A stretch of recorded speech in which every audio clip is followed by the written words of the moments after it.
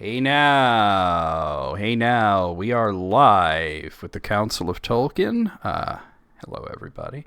Welcome to another stream. Let me go ahead and lift the emote restriction and let me type my whole no cursing today thing.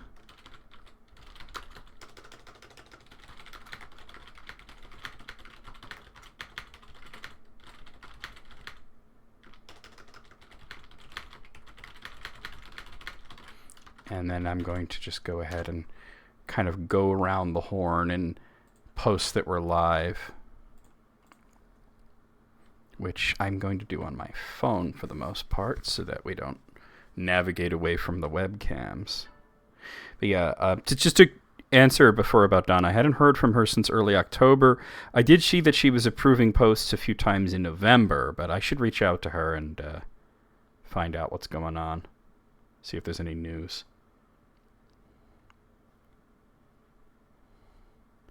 All right.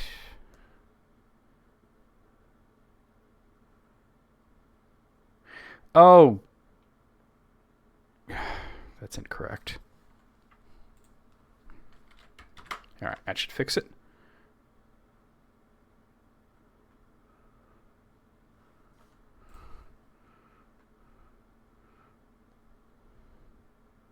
I'm so glad that I can copy something on my computer and then paste it on my phone. It really does make this easier. Because the alternative would be I would have to hide both of your webcams while I'm working on this.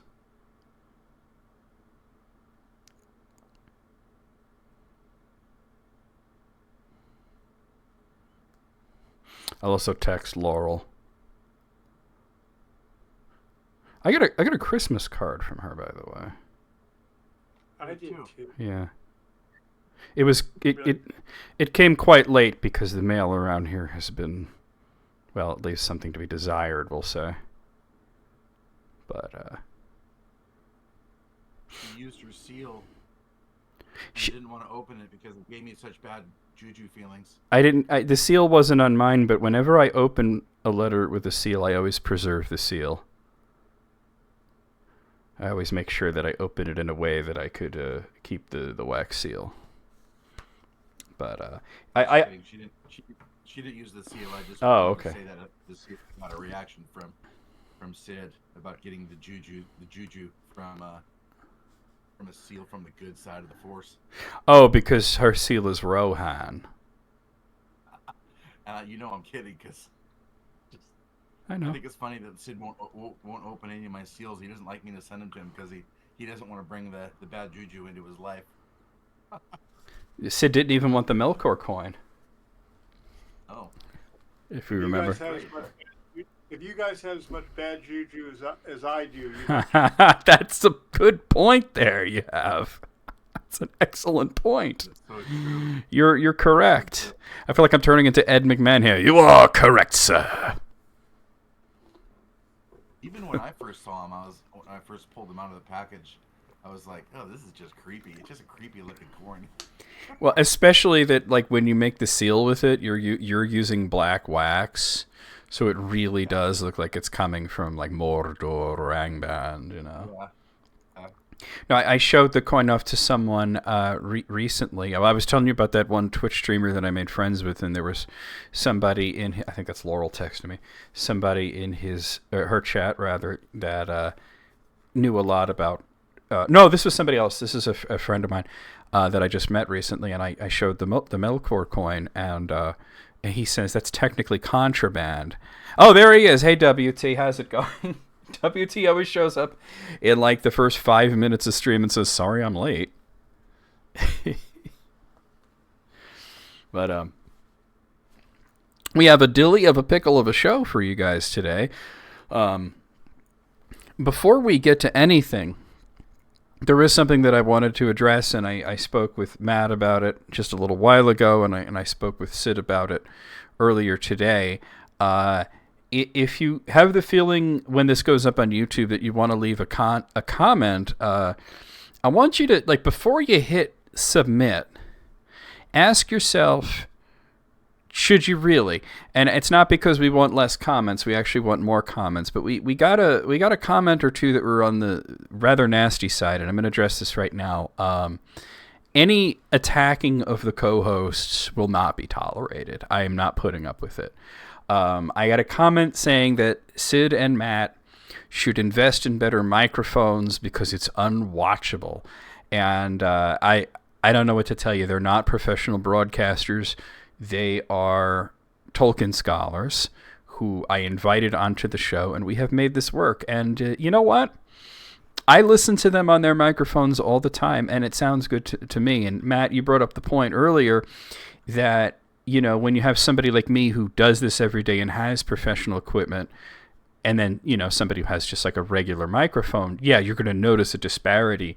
But this person was just being rude, and there's no reason for that. But Sid said something earlier, and one of my moderators said the same thing. If you really think that their microphones are so bad, here, I'll tell you what, go on Amazon, buy 2 really nice microphones. I'll get you their addresses, and you can send them right over.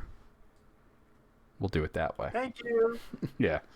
Just Merry Christmas or early Christmas for 2025, right?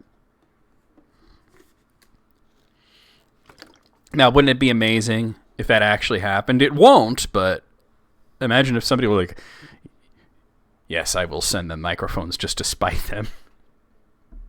Oh, in a reverse psychology way, they might have been trying to say in their own way that they feel the show is so good that our microphone stuff should all be the same as yours, John.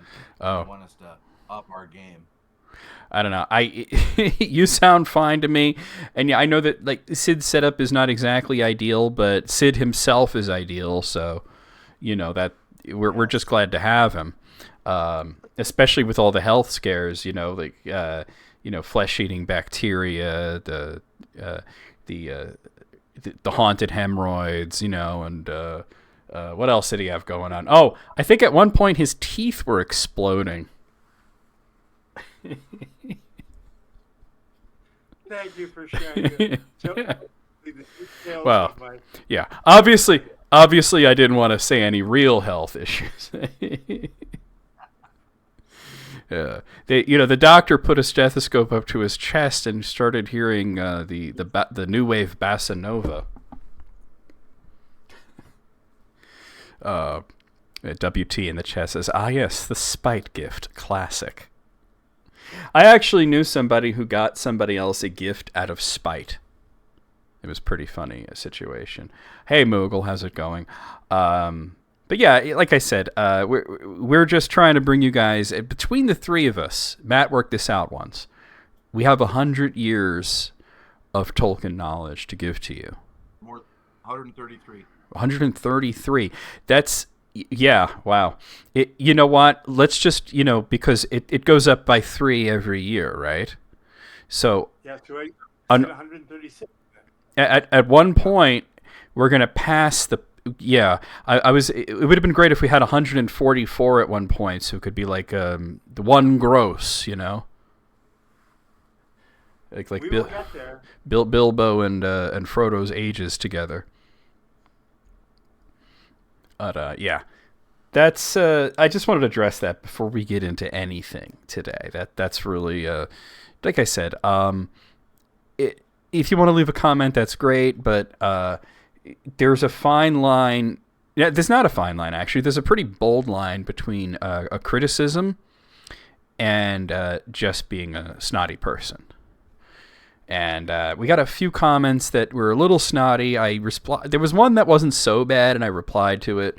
And then there was that one. I actually deleted the comment. I didn't want to reply to it at that point because I don't like to reply in anger. But now that it's been a little while, and I have Matt and Sid with me, and, cooler heads prevail, right? I was trying to think what would... Well, we also had good news, John, so announce the good news. Do we have good news? What is the good news? The subscriptions. Oh, well, yeah, we're just about at 2,000. We're at 1,987 as of right this moment, so that's great. So once we hit 2,000, which is almost certainly before the next council, so I think the next time we broadcast this, it is going to be live not only here on Twitch, but also on YouTube. simultaneously, which is going to take some setup on my part, not only from the software end, but also from the personnel end, because I'm going to have moderators on the YouTube side as well.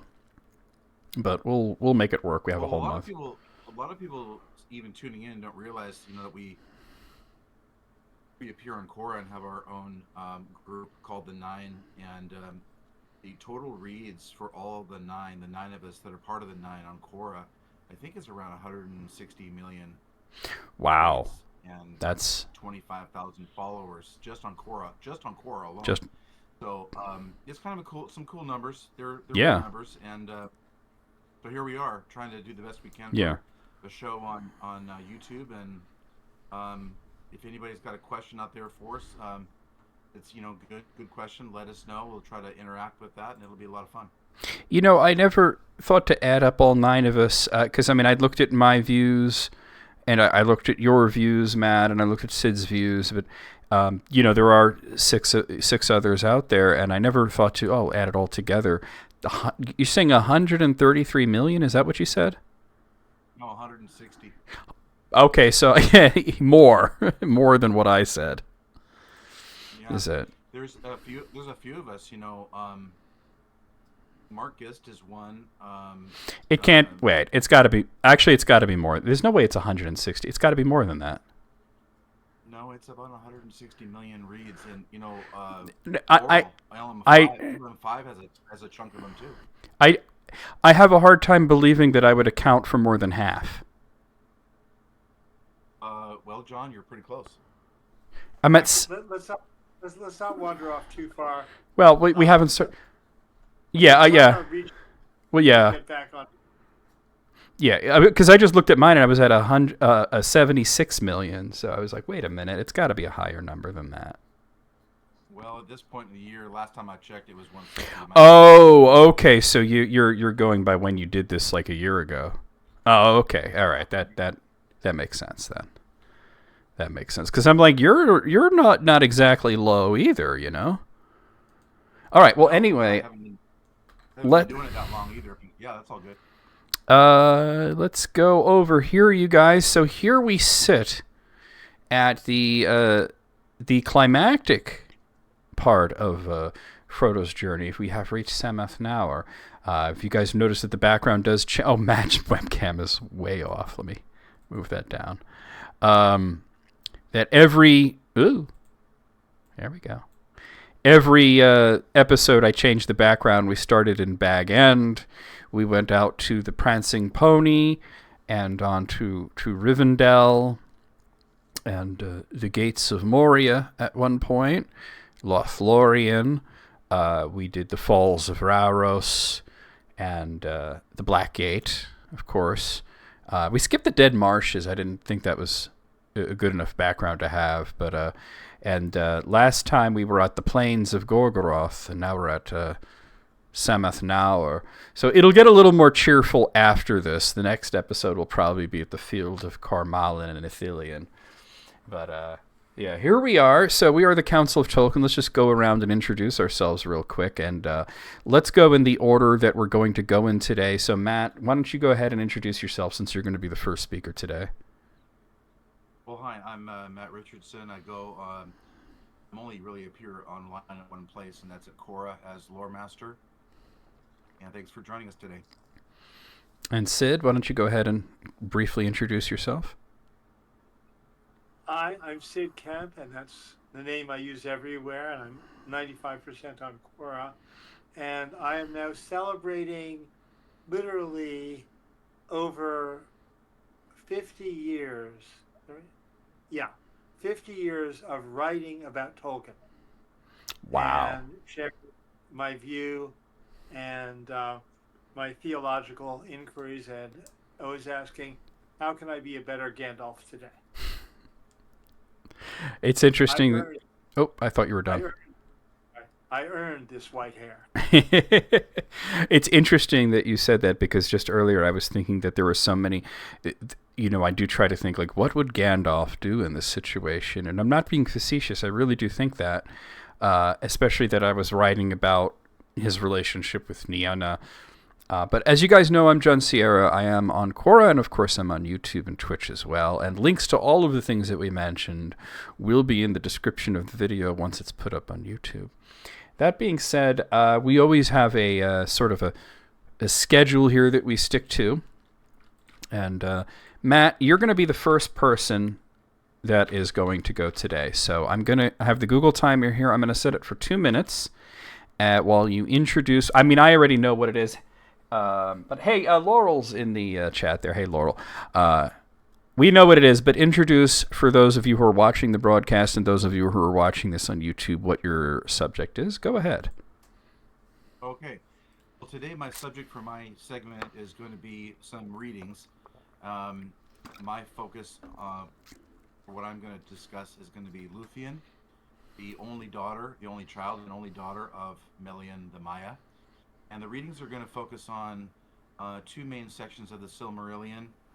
For those of you following along, I might have a book at home. This is going to be pretty close to page 158 and 163 actual in your books. Okay. So those 2 readings are going to show us really how powerful she is. Well, to mention that you, for your half hour, that you're going to read something and then we'll discuss it, and then you wanted us to also read something as well, right? Yeah. Okay. All right. Do you need more time to intro? I think you don't, really. I think that was the intro right there. Yeah. Okay. And before I get started, I will say that my segment, I don't need to talk. I'm in my part of this 10 minutes, I'm going to read these 2 sections, and it speaks for itself, and I'm actually going to let you 2 talk about it. I might have a couple pitch-ins, but I'm really not going to occupy too much more of the time beyond my reading. Okay, hold on. I'm just getting feedback that I need to raise up the volume for Matt and Sid, so thank you for letting me know that. I'm going to fix that right away.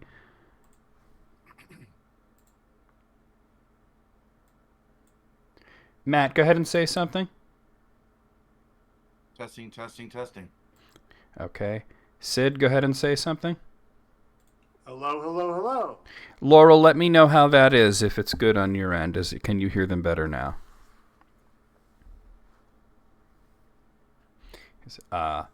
Okay, so let me get the timer set up while we wait on that reply. So we're going to have a whole half hour here. So, Matt, you're going to go first with your reading, right? Yes, sir. Okay. A little better? Okay, I can make Matt a little bit louder, but Sid is actually maxed out. So, Sid, I'm just going to ask that you project a little when you speak, and Matt, I've now maxed you out. Okay, so Matt, you're reading from the Silmarillion. I'm actually not going to be reading from the Silmarillion. I'm going to be reading from Beren and Luthien, and I don't know what Sid's reading is going to be. We'll find out when we get to that. But and of course, we also have our own subjects that after this, Sid is going to have a whole half hour to talk about something, or to introduce a topic that we'll all discuss, and then after that I will have a half hour. We'll discuss something of my choice. We're going to go ahead and start the timer right there. Matt, go ahead. All right, here we go. We're going to start off with page 158 in the Silmarillion. It's pretty close to the actual page number. The scene here is that... could you give a chapter name for people who might be... Oh, this is Beren and Luthien. Of Beren and Luthien. Mm-hmm.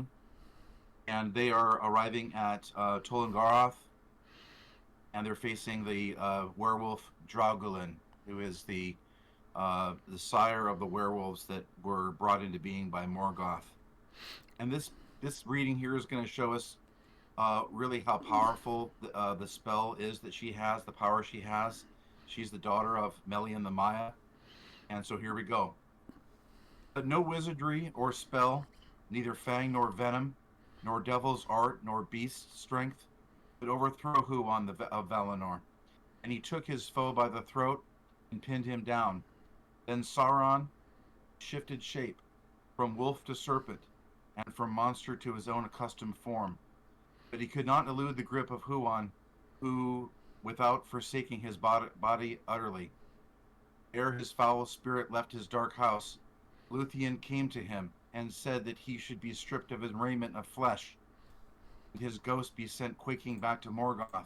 And she said, "There, everlasting thy naked self shall endure the torment of his scorn, pierced by his eyes, unless thou yield to me the mastery of this tower.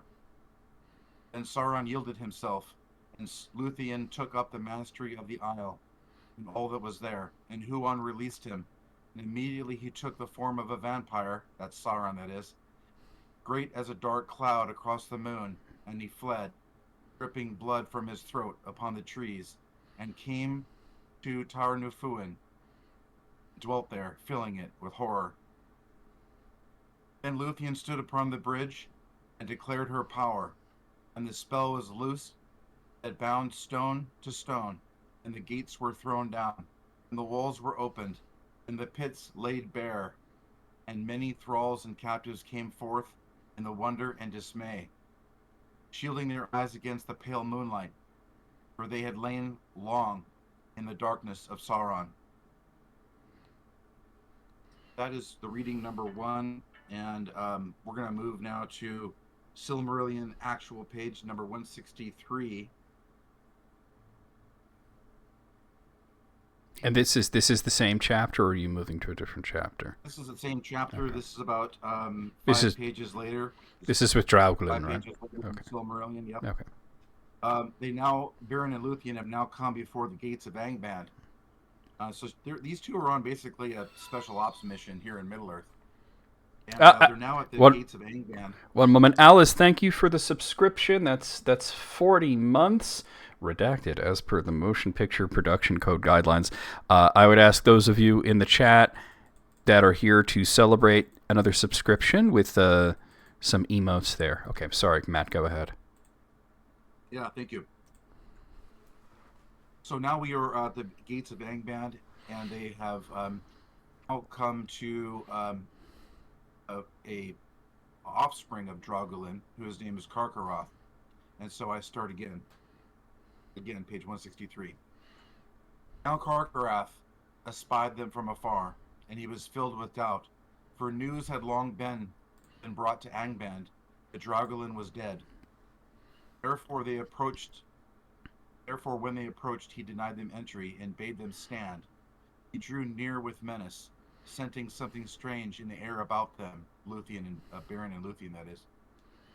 But suddenly, some power, descended of old from divine race, possessed Luthien, and casting back her foul raiment, she stood forth, small before the might of Karkaroth, but radiant and terrible. Lifting up her hand, she commanded him to sleep, saying, "O woe-begotten spirit, fall now into dark oblivion, and forget for a while the dreadful doom of life." And Karkaroth was felled, as though lightning had smitten him.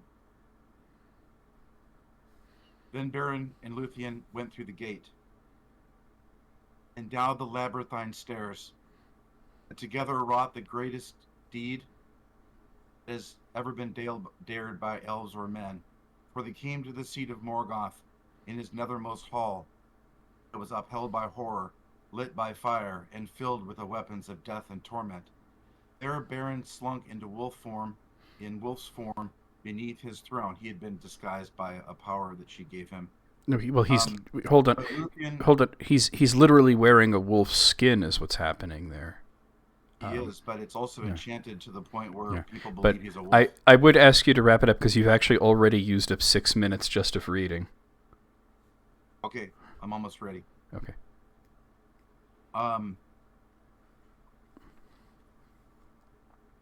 Then suddenly she eluded his sight, and out of the shadows she began a song of such surpassing loveliness, of such blinding power, that he listened perforce, and blindness came upon him.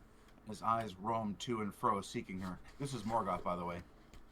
All of his court were cast down in slumber, and all the fires faded and were quenched. But the silmarils in the crown on Morgoth's head blazed forth suddenly with radiance of white flame. The burden of that crown and of the jewels on Morgoth's head blazed forth suddenly with a radiance of white flame. And Morgoth bowed his head, as though the world were set upon it, laden with the weight of care and fear, of desire, and even the will of Morgoth could not support. So, this is ending by her saying, by casting everybody into sleep. Um, then the last couple lines here. And Luthien, catching up her winged robe, sprang into the air, and her voice came dropping down like a rain into pools, profound and dark. Cast her cloak before his eyes, and set upon him a dream, dark as the outer void, where once he walked alone. Suddenly he fell as a hill sliding in avalanche, and hurled like thunder from his throne, lay prone upon the floors of hell. Iron crown rolled echoing from his head, and all things were silent. Last thing I'll say here is he basically put everybody in his throne room asleep by her song. Yeah, and you earlier okay? had put Karkaroff down by one word. Okay, So all right. those are my two readings, and there you go. Okay, yeah, we really should have stuck to just one because you've pretty much used up the 10 minutes there. I thought you were actually going to read about Drauglin, though, because that's the way that you presented it, that you were going to feature Drauglin, and you went to first Sauron and then to Morgoth, which, of course, they're greater, so I do think that's a greater display of her power. Sid, go ahead. I Well, just she want to didn't take, kill Drauglin. I just wanted to take two very short notes here. One is the image of Sauron, essentially with his throat ripped out, dripping in blood. As he's flying through the air, so it's like a rain of blood. It's a horrible image. Yes. And the other is the taking down of his tower, which is then echoed in Lord of the Rings when, obviously when, at the very end, but also when later when they disassemble. Dol Guldur. Dol Guldur. Yeah. And lastly, something I'll be reading about too is the capacity for good magical beings to use terror as a weapon. I'll come back to that in the reading. And Luthien had done that earlier too, with the guards. She had this magical raiment. She could fly.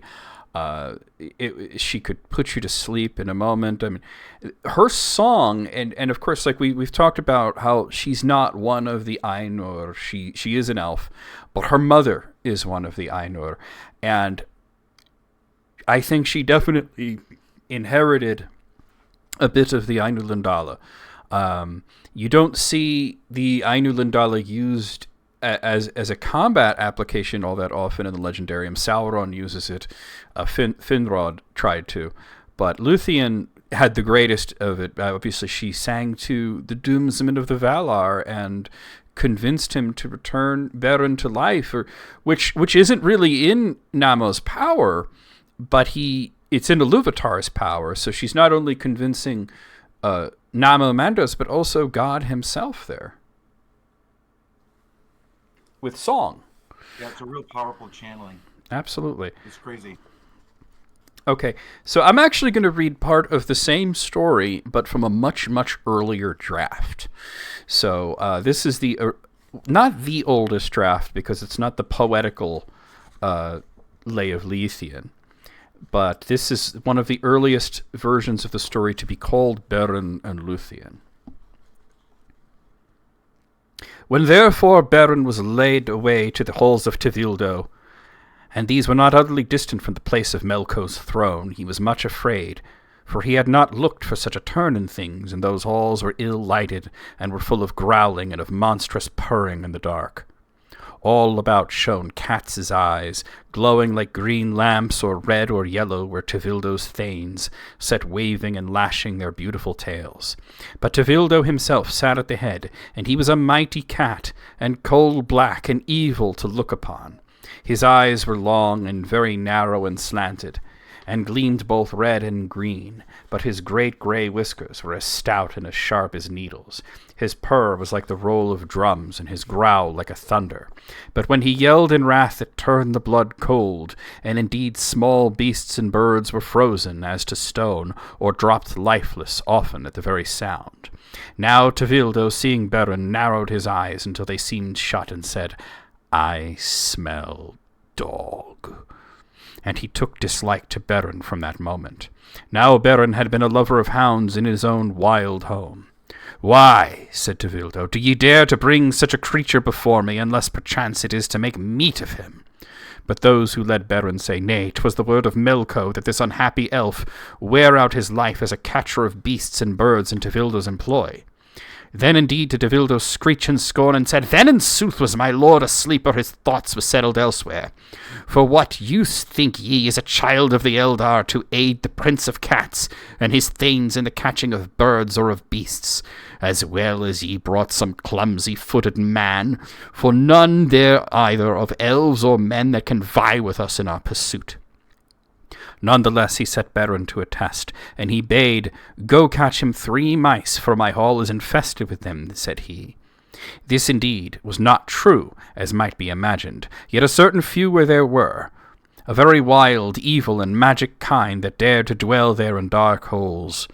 But they were larger than rats and very fierce, and Tevildo harboured them for his own private sport, and suffered not their numbers to dwindle. I'm going to stop there. So I think this is an interesting look into the mind of J.R.R. Tolkien, because Beren represents Tolkien as much as any other character may. If we look at the characters that represent Tolkien, we have Bilbo, we have Faramir. But most importantly, Beren. He always saw himself as a Beren. It's on his gravestone even. His wife was his Luthien. This was one of the first stories he ever wrote. He was laying in the hospital. It was 1917. He had trench fever from the First World War. And he's writing these stories, this version of the Lay of Luthien, which is now called Beren or Luthien, the very primitive fall of Gondolin, the earliest beginnings of the children of Húrin, and this is all well before The Hobbit. And he hates cats so much that he makes one of the primary villains, Tevildo, and this is the character that later became Sauron. And it's just so funny that we're told that he's beautiful, and we're given these descriptions of his tail and his whiskers and what his purr sounds like. But, Tolkien in a letter once referred to cats as the fauna of Mordor. He really had a whole thing about cats, and he loved dogs, though. And you see in Beren and Luthien, Huan, the Hound of Valinor, taken by Celegorm, and then who switched allegiance later on to Beren. He's the good guy, and Sauron, who started his literary life as a cat, is evil. And we see the mice. These giant, fearsome mice are like the werewolves that would come later. So we could see the very quaint beginnings of this tale. Now, what do you guys think of this? Of Tolkien as a lover, not only a lover of dogs, but someone who just really didn't like cats? Actually, the mice also became spiders. That is true. Shelob, yeah, etc. It's interesting. I feel like he was a traditionalist in some of the the old tales, Norse or Egyptian or whatever from history. There are no good wolves. The wolves are always either evil, or they're neutral belligerents of some kind, or they've been bred into something else by Morgoth. Spiders for sure. Cats are a part of that. The whole Egyptian belief that cats can see into the afterworld. Those kind of things, and he holds on to those and brings those forward. So in one sense, I'm not surprised. I'm not surprised at all, because he is bringing so many of those things forward into his writing and giving them new platforms, new embodiments, if you will, in his own writing. So I think that's what's going on there, and I love the play. I love the idea that he's messing around with these ideas, and like all good authors, that's what it takes to produce good work. After a while, it starts to gel, especially something like the things that he writes, and it starts to get better and better and better. So nobody should fault him for these early works or criticize him too much for where he started. And it's interesting that I'll get you in a moment, so I just want to reply to him. Where it ends, though, in terms of cats, at least, in Tolkien's whole view on cats, is the only mention in the works that were published in his lifetime of cats was that there was a queen of Gondor who had a lot of cats, and hello there, Debow. How's it going? Good evening as well. So, Sid, your thoughts on the whole catastrophe here in Tolkien's early works? The Queen of Cats. Beruthiel. She was an evil queen too. So this is actually one of the few Well, where he said that she was insane, is what he said. Yeah, but these are definitely dark things related to cats. Yeah. I never liked dogs. I like wolves. I love cats. So this is one of my few problems with Tolkien. But the beauty and intensity of it as writing, and also I truly think this is one of the very few things where Tolkien brings in a personal prejudice or preference. Well, this and food. And trees. And trees, yes. But he's mostly dedicated to his vision.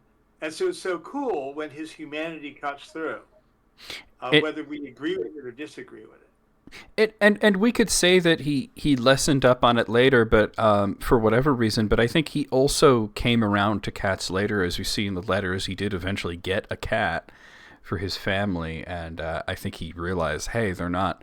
He must have had a bad experience with cats when he was little. I know he had a pretty poor experience with spiders, which leads us to Ungoliants and Shelob and the spiders of Mirkwood. And having lived his very early years in South Africa, they have some pretty gnarly spiders down there as well. So I can imagine so. So we actually have about 12 minutes here, which gives you plenty of time, Sid, for your little bit of reading that we could react to. I'm actually going to read 3 very short pieces, okay. 2 of them right now and 1 when it comes back to my time, all with a common theme. Okay. And I'm moving at first to Tolkien's letters. Talking from letter... I have a problem. Okay. Oh, see, this is that's the danger of the digital copies.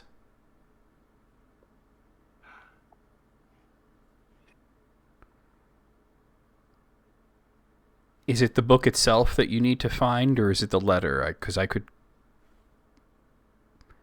If you could put up letter 156, the problem is that if I hold down my finger on the space bar, it starts scrolling. Yeah. Oh, okay. Do you want me to read it for you then, and then you could? Because I have the letters up. You said 156? Yes, 156. Okay. All right, I'll do that for you. I'm going to pitch hit here. Letter 156. Is there any particular part of it, or it's a long letter? Show it up and I'll find it very quickly. And apologies to everyone for this glitch. Oh, you want me to put it on the? You want me to put it on the screen? Yeah, share screen. Yeah, hold on a second. Hold on. It's not quite as easy as that when I'm broadcasting, because give me a moment here. I'll fix it. I'm gonna have to change this to. Yeah, this is gonna screw everything up. I shouldn't have done that. Did you say letter 156? Yeah. All right, I have it up. I have it in front of me. Do you want me to read it for you? I mean, I have it in front of me too. I just need to know which part to start at. Okay. I was going to read different pieces out of it. Is there a way? Give me a moment. I have another way to get there. I will take care of it. Give me just a minute. Okay, I'm going to change it back to the way it was then.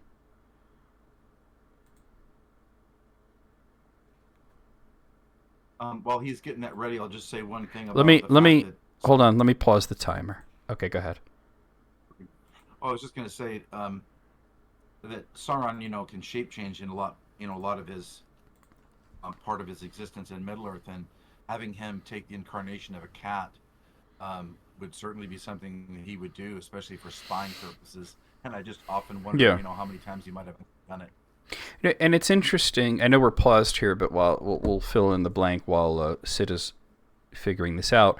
That in the film version, when they made a very controversial. Oh, they made a controversial choice to depict Sauron mostly as a flaming eye, but it did have like a cat's eye look to it.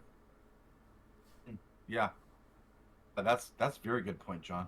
Love that. Yeah, I don't know if that was on purpose because of his origins as Tevildo, or if it was just something that they thought was cool. Well, it was definitely more cat-like than serpent-like. Yeah, absolutely. You good, Sid? It's interesting. One more minute. I'm really sorry, guys. Okay.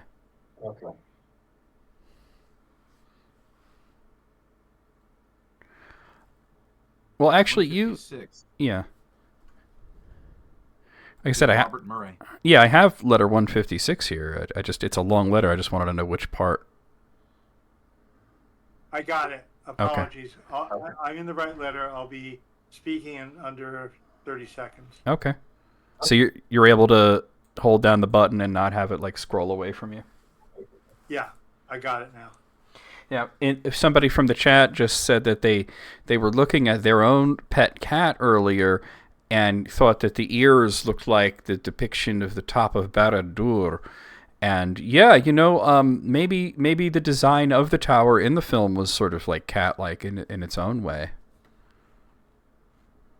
Those are both really interesting points. Yeah, I mean, I think the eye thing might have been on purpose. The other one, the tower itself, that might be a little bit more coincidental, but it's still really cool. I'm also going to add a minute to the timer since we took about a minute of fumbling around before I paused it. I've never heard Jackson write or speak to those two issues right there, but yeah, that's interesting. Well, I know you were consulting on some things in the films, but I guess that wasn't one of them. Was the design of the Eye of Sauron? It was position theoretical papers on how things should be rendered, so it was semi-removed from conversations with Jackson himself. But yeah, I do know that I'm ready, guys. Oh, okay. All right. I'm gonna restart the timer there. So go ahead. With deepest apologies, I'm now reading from letter 156, which was to a Jesuit priest, and it seems that Tolkien wrote him several times. I think to make sure that everything he did and everything he published and wrote was acceptable to Catholic orthodoxy. And he's now here talking about the sacrifice that Gandalf made when he chose to fight the Balrog and give up his bodily life.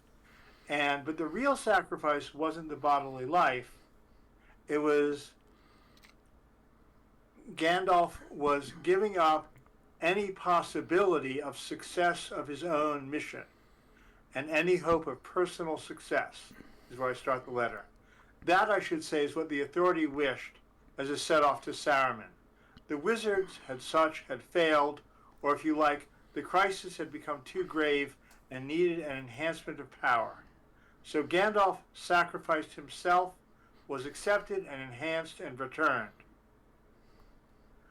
But both his wisdom and power are much greater. He is still under the obligation of concealing his power and of teaching rather than forcing or dominating wills.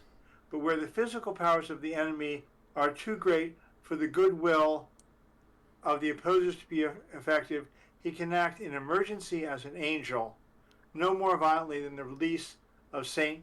Peter from prison. He seldom does so, operating rather through others, but in one or two cases he does reveal a sudden power, and one is he rescues Faramir.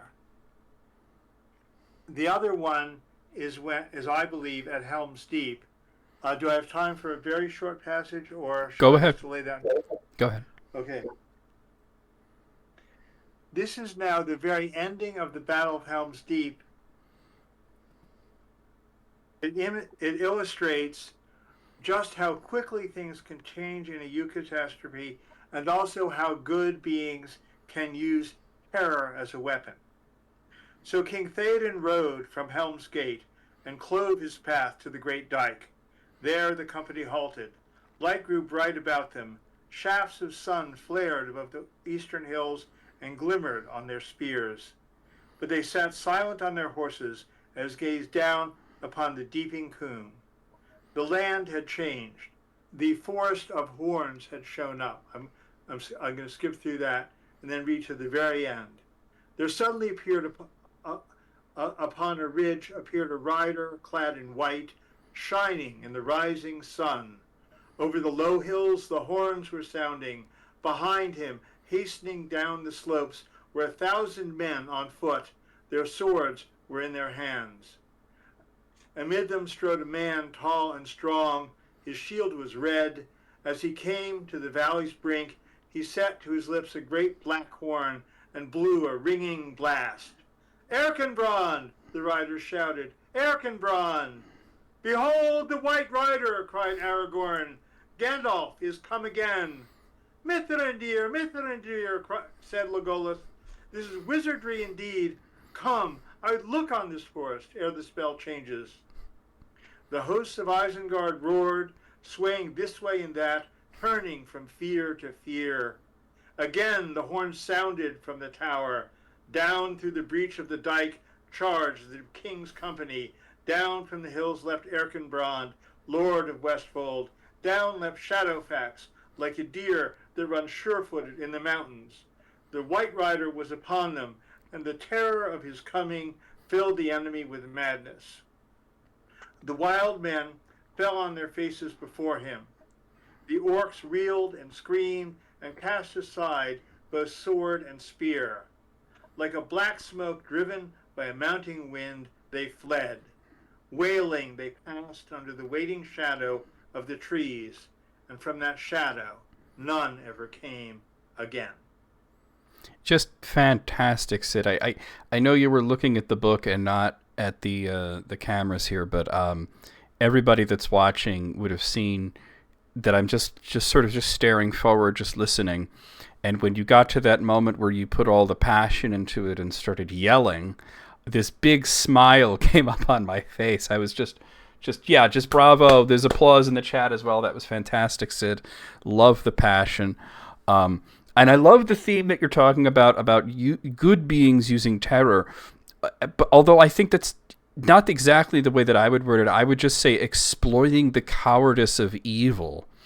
And because we see again and again that the evil beings are cowards, right from the beginning. Like, people ask me all the time, if Melkor was the greatest of all the angels and the most powerful, why didn't he just crush everybody in his path? And he was cowardly. He didn't want to fight Feanor. He didn't really want to fight Fingolfin. And as he was getting wounded by Fingolfin, his host were casting themselves on their faces and crying in anguish. Evil hides, the bad rulers, even the ones that are on the right side, but are not so great, like Denethor doesn't ride out to battle, like a Theoden or an Aragorn or a Gil-galad or an Elendil for that matter. The bad guys stay in the back and let their armies march in front of them. The good guys are in the front, the good kings, the good leaders, and Gandalf, of course. You mentioned the theme of sacrifice, and it's not the first time with the Balrog. He was willing to do it twice in The Hobbit. Once he was ready to send himself down as a fireball just to take out some wargs and some orcs, and he was going to destroy himself. And then again at the Battle of Five Armies, he was ready to blow himself up. So he definitely is ready to go out if it helps others, and he's not without fear. Somebody asked me once on Korra, is Gandalf ever afraid? He's afraid all the time. He's afraid of what might happen to the world. He's afraid of what might become of his friends if evil were to win, and that gives him courage. Whereas evil is crippled by their fear. Matt, I'm sure you want to add to this as well. I would just add one thing. I I have a different perspective on the idea that the evil beings don't Well, have hold fear on. from Hold good. on one second. Something has happened here. Hold on. Let me pause this. What happened? Oh, okay. So somebody joined the call there, and then they realized no. Oh, sorry. Okay, go ahead. Go ahead. Yeah. So I think that the evil beings in Tolkien's works do fear good powers. I think they really fear them. Yes, they're cowards. I'm not saying you're not right. I'm just adding something to what you're saying. I think they're fearful. Yes, I think a lot of the things that Morgoth did were kind of brave in a lot of ways. All the time, but in some ways less. But I think they do. I think they are afraid. If from their perspective, they are so afraid of Eru's power, of the power of the Ainulindala. They're so afraid, and from their perspective, they should be terrified. That the good side of the forces in Tolkien's works are terrifying to them. It's like being having flashlight shown on a whole bunch of bugs under a carpet, And they all go scattering. Yeah. You just freak out, you know. And Wait, so I would Matt, just make that one. Matt, stop for a second. Yeah. I'm getting like a wind sort of sound from you right now. Well, that's my talking. No, okay, it stopped. There was like a rushing air sound that was going on. Okay, whatever it is. Yeah, you're bloviating. No, and my last comment is also just think of like the laughter of Tulkas and the horn, the Valaroma, the horn of Orome, sending Melkor into this. And this was when he was near the height of his powers, you know, and he was quivering. Said, "You got 90 seconds to end us out here." I agree and like everything you guys said, and I want to add one very clear thing. Tolkien, both in the letters and in the text of The Lord of the Rings, is utterly clear that both Gandalf and Aragorn use terror as a conscious weapon. And then therefore we have to look, it's not bad to use terror. Terror can be used in good, and obviously also Sauron, the Lord of the Nazgul, bad ways. So when I get back to my side, I'll be exploring what are the good uses of terror. And actually, you're up next, but yeah, I guess okay. Well, we're at a minute here. Do we have any final thoughts on any of the readings that from today? Any interesting comments, John? I guess I just want to go back to how good your reading was. I mean, like I said, like once you started putting all that passion into it, I couldn't help but break out into a big smile. You'll have to see it when it goes up on YouTube. It was just so good. Online comments. Are any of our listeners chiming in with anything interesting? Oh well, yeah. I'll let you know if anything comes through on the chat end. Like I said, you were getting applause for that. So there is that. Go ahead, Matt. What I really liked today was that we were discussing a lot of what we were talking about was this power. Terror is an interesting word for it when it's coming from what you might call the light side of the Force. Mm-hmm. It's terrifying to them, but it's not terror necessarily the way that it's manifested or its origin from that side of the house, if you know what I mean. Another word might be better, but nevertheless, they are terrified of it. They are the evil side of the house is terrified of it. They would call it terror to them as their head spins around and split pea soup comes out of their mouth. And you know that's one of the greatest films of all time, The Exorcist. That's what. Yeah, Matt, yeah. Like I said, I would prefer to call it. I mean. When Tolkien said terror, you know, it made sense. In the year 2025, I would say exploiting cowardice, because the word terror has such a different connotation now, which of course that, you know, Tolkien would have known any of the crazy things that would happen in the world after his death, obviously. But yeah, you get this constant thing like Saruman's actions were out of terror. Denethor's actions were out of terror. Melkor constantly running and fleeing, unvaliant in combat. His great works when nobody was looking. in the dark corners. And then when the light is shown and you hear the horns and the booming laughter, yeah, you better be afraid. You better be afraid. Because Tulkas, let me just say this as Sid prepares his section here. Tulkas, so there is an hierarchy in the Valar. There's 15 of them. And, 14, once we take Melkor out of their order, he's still a Vala, but he's not in their order anymore. But there is a group of them called the Aratar. It's the 8 of them that are just basically the 8 most powerful. Tulkas is not in the Aratar. He's considered one of the lesser Valar. And still, just the thought of having to fight this guy sends Melkor into what the kids would say a doom spiral, and it's just because Tulkas is the guy who can't wait to punch Morgoth. He enjoys that kind of thing. He relishes in it, and when you're somebody like Morgoth who wants to rule through terror and make everybody else afraid of you, and then here's somebody who's not only, he's less powerful than you by many orders of magnitude, and not only is he not afraid of you, but he can't wait to wrestle. Yeah, I'd be afraid too. Dovetailing onto that, he was brought in last. Eru basically gave him to the Ainur. I did a whole to be able to supplement. That's actually supplement the things that. Hold on. He supplemented what the Valar couldn't do or didn't have amongst them already. He brought in a Valar and gave him the ability to do the things that the other Valar weren't able to do, and that's just straight up fight.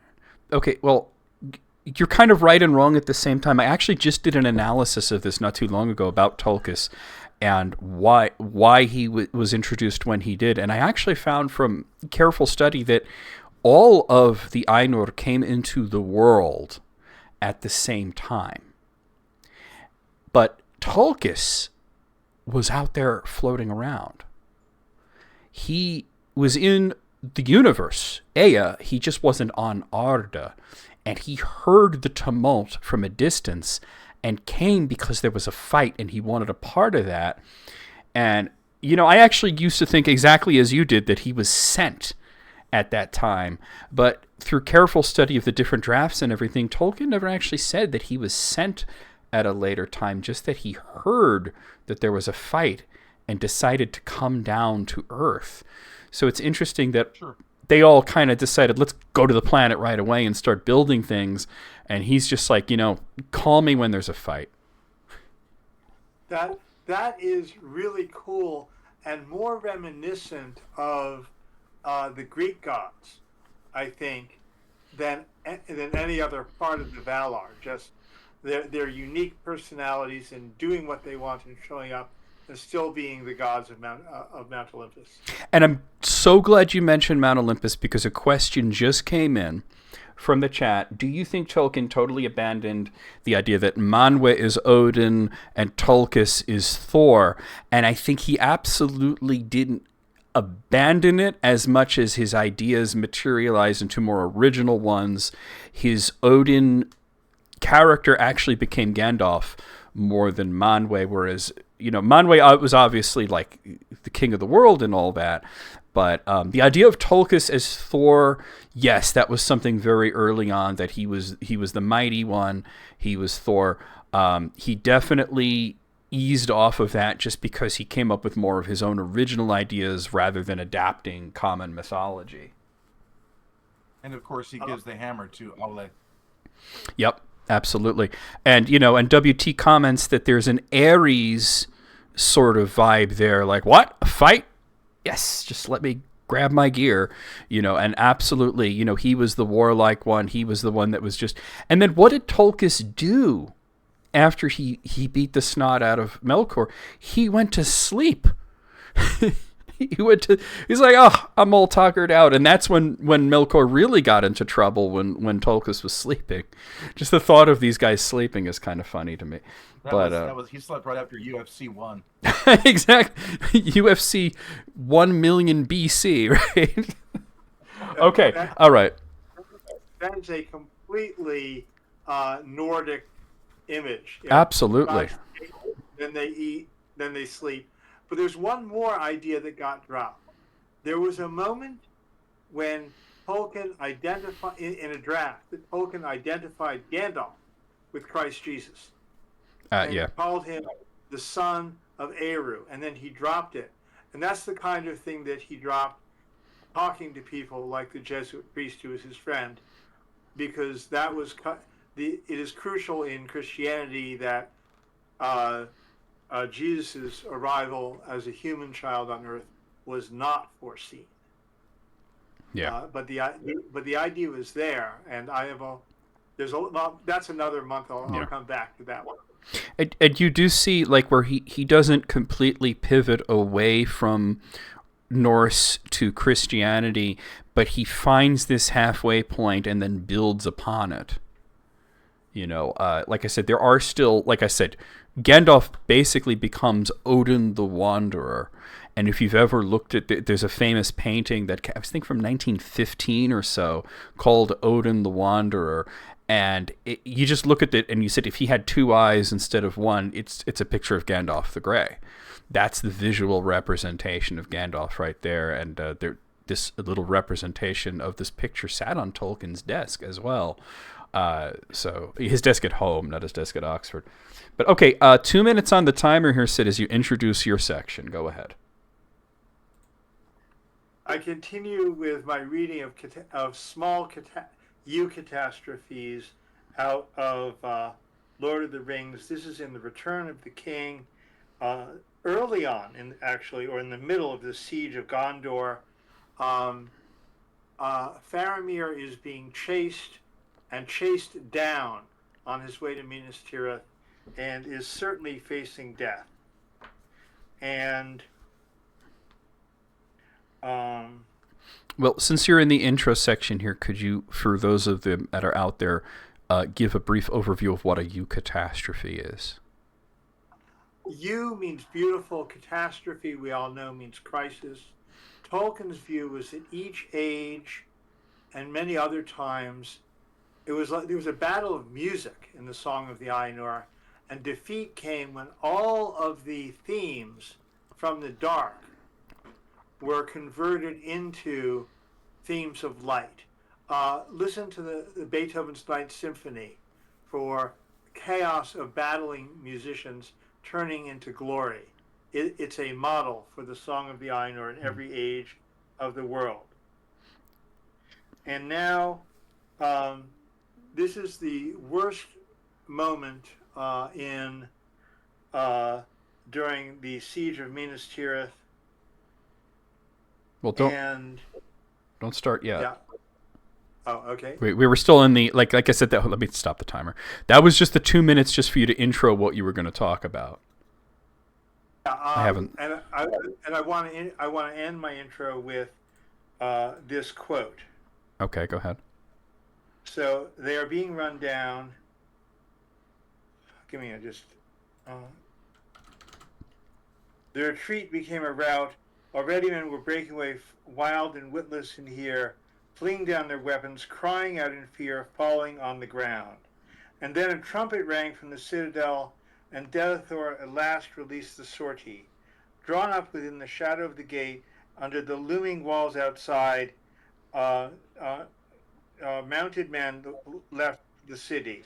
Now they sprang forward, formed, quickened to a gallop, and charged with a great shout. And from walls an answering shout went up, for the foremost on the field rode the Swan Knights of Dol Amroth, with their prince in his blue banner at their head. Amroth for Gondor, they cried, Amroth to Faramir. Okay. Like thunder, they broke upon the enemy on either flank of the retreat, but one rider outran them all. Swift as the wind in the grass, Shadowfax bore him, shining, unveiled once more, a light starting up from his upraised hand. The Nazgul screeched and swept away, for their captain was not yet come to challenge the white fire of his foe. The host of Morgul, intent on their prey, taken unawares in wild career, broke, scattered apart like a gale. The hunters became the hunted. Okay. When you said That quote, hold on. I gotta regain control of this because you're misunderstanding the format again. Uh, I, I wanted to give you 2 minutes just to introduce what we were going to be discussing, not to do the reading. And when you said you wanted to end it, like you said a quote, I thought it was just going to be like a line, not like a whole thing. You took up way more than 2 minutes. I Okay. apologize. I want my last sentence. Okay. The name, I gotta set the timer because we're gonna run late here now. I'm the gonna, name. let me, Let me finish. The moment of eucatastrophe, Gandalf is there, and his name is not even said, and it's a single sentence. That's all I want to okay. say. I'm done. Okay. Like I said, it was supposed to be just, here's what we're gonna be talking about, and then I'll set the 30-minute timer, and that's when you were supposed to read it. But, okay, I'm gonna set it to 25 minutes because you've chewed up a lot of it already.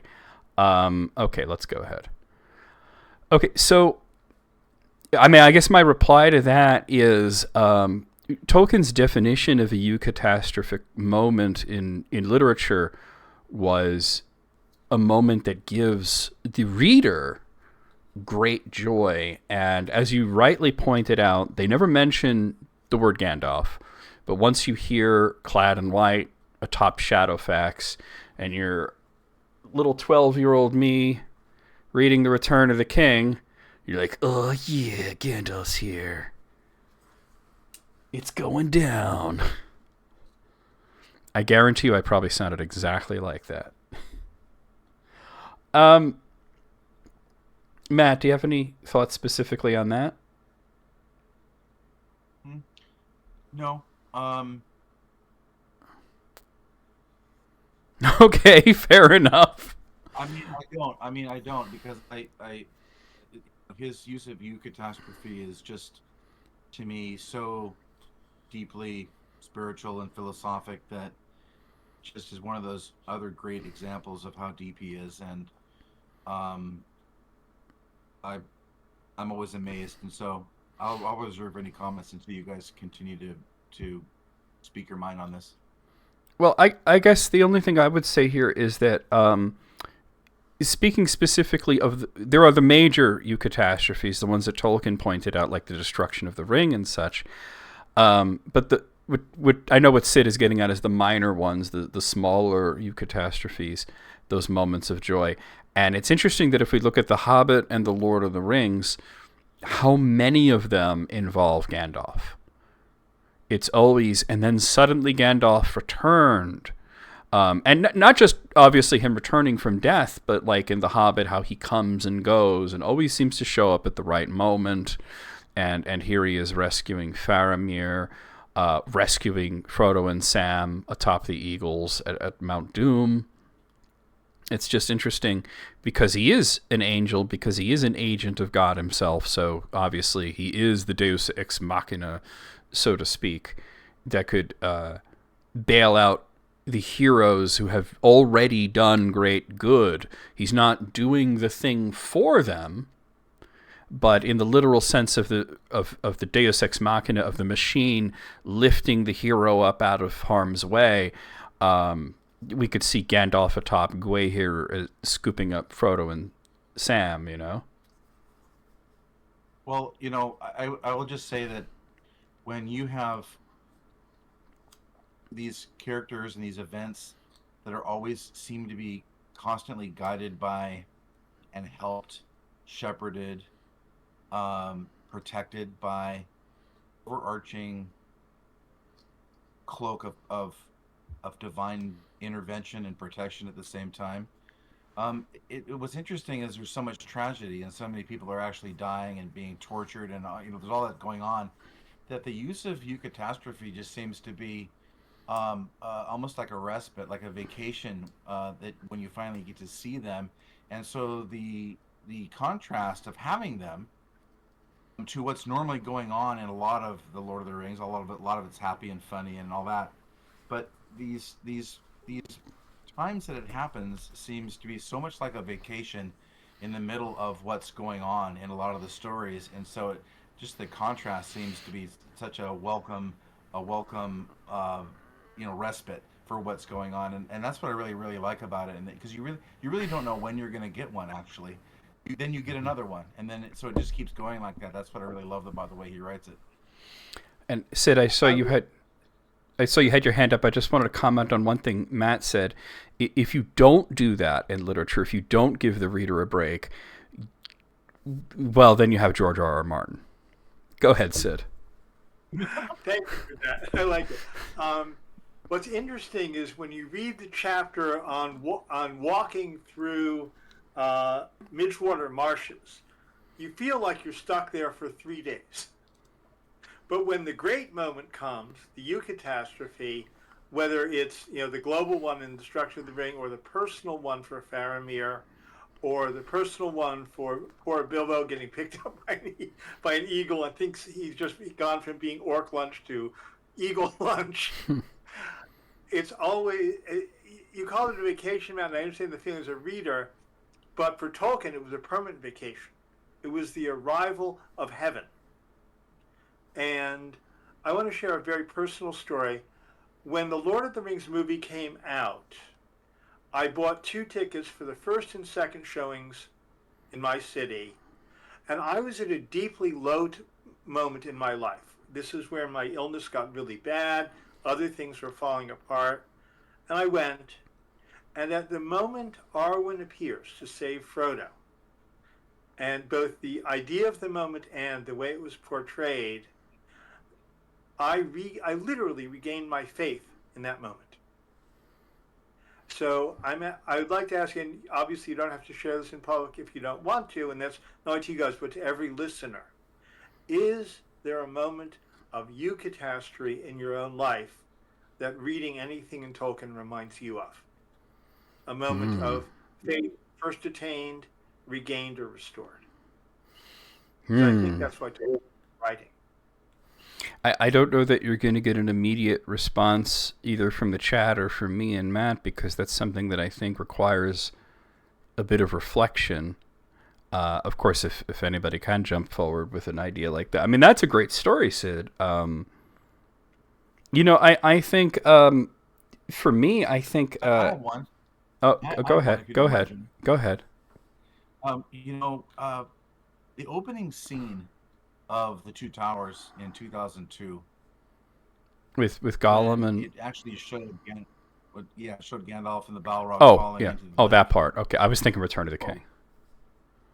Yeah, no, I mean that opening is because we waited a whole year to see the next one, and we already knew what we were in for. We all had a really good idea that Jackson knew what he was doing, and when I saw that scene, I felt like, now a lot of people think that's just a terrible thing. What I really felt about it was this concept of Gandalf, me, people that are so absolutely committed to take this beast on, the beast being the thing in your life, the illness, the terror, the whatever, and just take it on for good, all the way down to the bowels of this mountain, and start that 11-day combat in the tunnels, underneath the mountain. Just made me feel like now that's what it looks like. They'd be all in, full committal. Knows exactly what he's going to do, and the rest of the world can go by, but this is now what I'm going to do now. And I feel a little bit of what Sid is talking about in that moment, because man, I tell you, it just really hit when I first saw it in the theater. I think that for me, like from the films, I do have to talk about The Return of the King, and I know everybody sort of had this very, I want to say, cliche sort of thought that kept like, oh, it has 5 endings, it has 10 endings, it has 14 endings, and there was, I think, the way that The Return of the King was filmed, a lot of points where they could have just stopped if they wanted to. But at the same time, they were cutting out so much. We weren't really getting a lot of the return trip. We weren't getting the scouring of the Shire and all that. But I think that, like, at some point when I'm sitting there with an extremely full bladder, waiting for this, to end, and I had convinced myself that they were not going to give us the Grey Havens. So I think for the moment that we actually got to see the Grey Havens and that we got to see them sailing off into the Undying Lands, that was it for me. Yeah, me too. Also, go ahead, Sid. Okay, yeah, sorry, screen glitched again, but I'm here. The piece for me, in response to what you both said, is that John. First of all, yeah, I actually, one of the things I love most about Tolkien is what I call, as a writer, as an author myself, and reading other authors, I love it when every single thread is tied off at the end. And I know no one more careful than Tolkien, who took half a book after it was all done and the ring was gone and Sauron was gone. Every single character's destiny is woven into a tapestry that gives us a hint of what the Fourth Age will be for them and their species. And yeah, it is the second half of the Lord of the Rings is a book of endings, but I think that's a beautiful work of art. And actually, Matt, say in one sense, just remind me of what you just said, because I had a thought and I'll get it back, please. what was that? To say what? No, Matt, just in one sentence, recap what you said. I had a thought and it left my mind, and it'll come back. I was saying that Gandalf's full committal to leave what was happening with the Fellowship and to follow the Balrog down into the underground lake was just full committal for what was going on in the universe, as opposed to just what was happening in Middle Earth, really, in a lot of ways, by taking that Balrog on and out. And there's a symbology of going down and then all the way back up, and then casting the foe back down. And thank you. That reminds me of what I was going to say. My wife's favorite psalm is Psalm 130. The key line is, "Out of the depths I cry unto thee." And this has to do with the idea that in going to the depths of our suffering, we find God is already there because he is always with us. And so that's where eucatastrophe comes in. Even when Morgoth has broken the song and corrupted it into awful blaring trumpets, the theme can be woven back into the glory not only of God, but it's us, his children. No matter what our species, even if we're cats. Sid, I got one for you. Here's, I think, the greatest of the minor eucatastrophes that we see, and it is in The Return of the King. And it's the moment when Samwise realizes that Frodo is not only still alive, but that he's okay. Sam falls into this deep despair and does the only thing that he can think of to cheer himself up is he starts singing, and then he hears Frodo singing back to him. That's a great one. Laurel in the chat said, the very last line of the book got her when Sam comes back and says, "Well, I'm back," to his wife, and he's already got a few children at that point. Yeah, there's a lot of them. Yeah, I mean, there's a lot of them in the films. There's even more of them in the books. It's just, like I said, Tolkien wanted you to feel great joy when you're reading his books. Yes, he wanted you to feel the danger and to worry about the heroes, and he himself worried about them. There was a period of time where he had a great deal of writer's block, and this was related to the scene that I just mentioned where Frodo had been captured. It took him a really long time to figure out how Frodo was going to get out of that. He was a little despondent for a little while because he wrote himself into a corner, he felt, and how am I going to get him out of this? And it must have been a great moment for Tolkien when the light bulb went on, or maybe the lantern, because he's so old-fashioned. There's this speaking of torch. Speaking of really dimly lit catastrophes, Another one that came to my mind that was just really cool and heart wrenching was when Boromir was dying. That he finally acknowledged that Aragorn was the king, the rightful king, in his last breath to him. And it's a eucatastrophe to me because it's an acknowledgement of something he denied earlier, didn't want to admit earlier at the Council of Elrond, where he finally admits in his last breath being sanctioned. He's giving acknowledgement to Aragorn as the rightful king through his bloodline, and he really means it in a deep way. And just that relief of knowing for the readers to know that Boromir, the heir of the stewardship of Gondor, is relinquishing this in his own heart to Aragorn in his last moments on Middle Earth was kind of also kind of cool like that in a way. And that we talked a little bit about that last episode about characters that the movies improved, and Boromir was one of them. That was Sean Bean's idea to do that, to have him acknowledge Aragorn in the end. And I'm going to go to Sid, but I just wanted to go to the chat for a moment because there's another one that came in. It's not eucatastrophe, but evokes a lot. Faithful servant, yet master's bane, Lightfoot's full, swift Snowmane.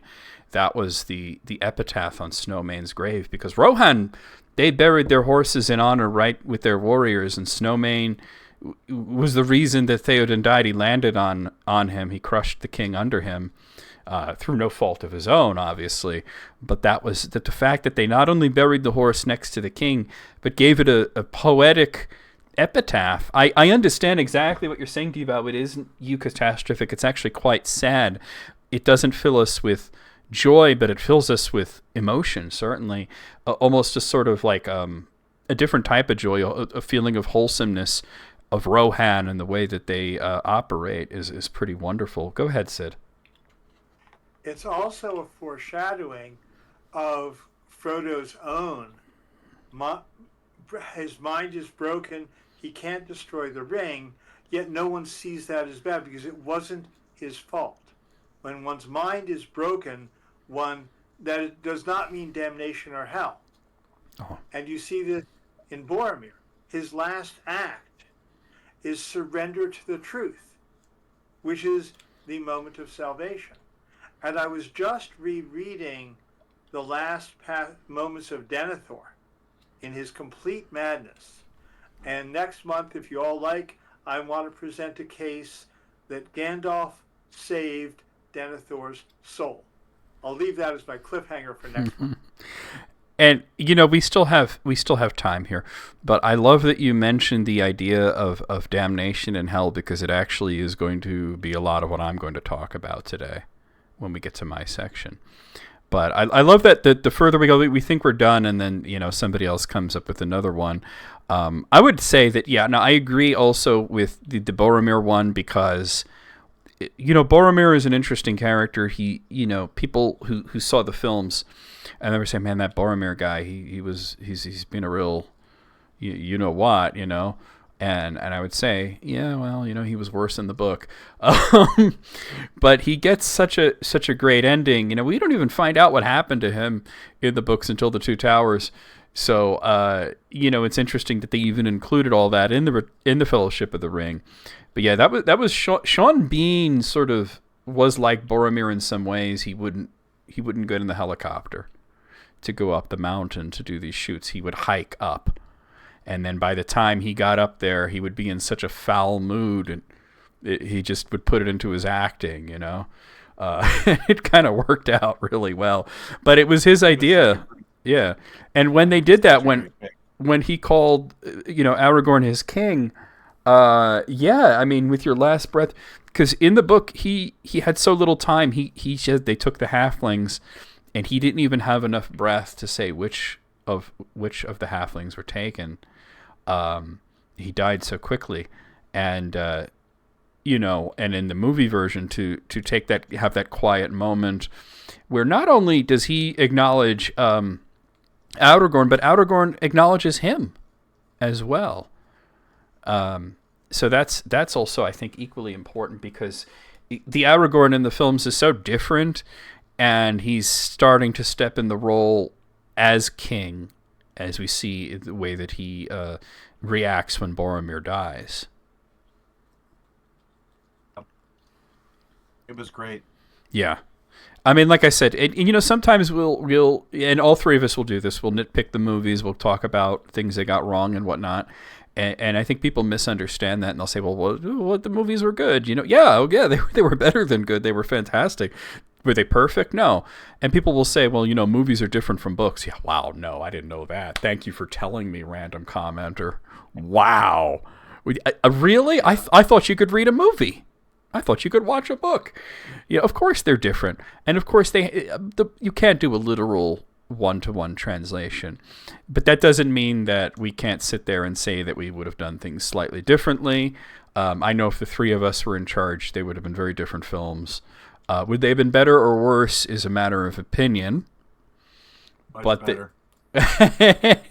You see, now you say that, and perhaps Sid says that, and I say that as well.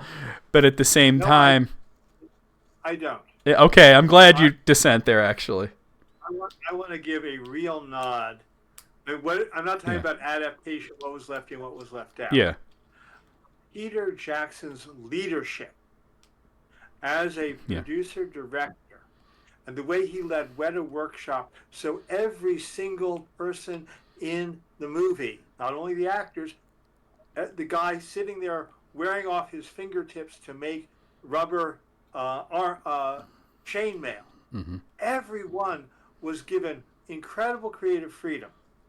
And Peter Jackson would say, I want, show me some plans for this. Okay, there are 3 things that Nazgul might look at. Stamp, use that one, walk on. Let every single person be a creative artist on a team of over 350 people. That genius is almost unheard of in movie making. Well, I agree with that. I don't mean to say that he got a B+. I've always given him an A+ in a lot of ways, but no, like the old ad on TV says, we're BASF. We don't make a lot of the things you buy. We make a lot of the things you buy better.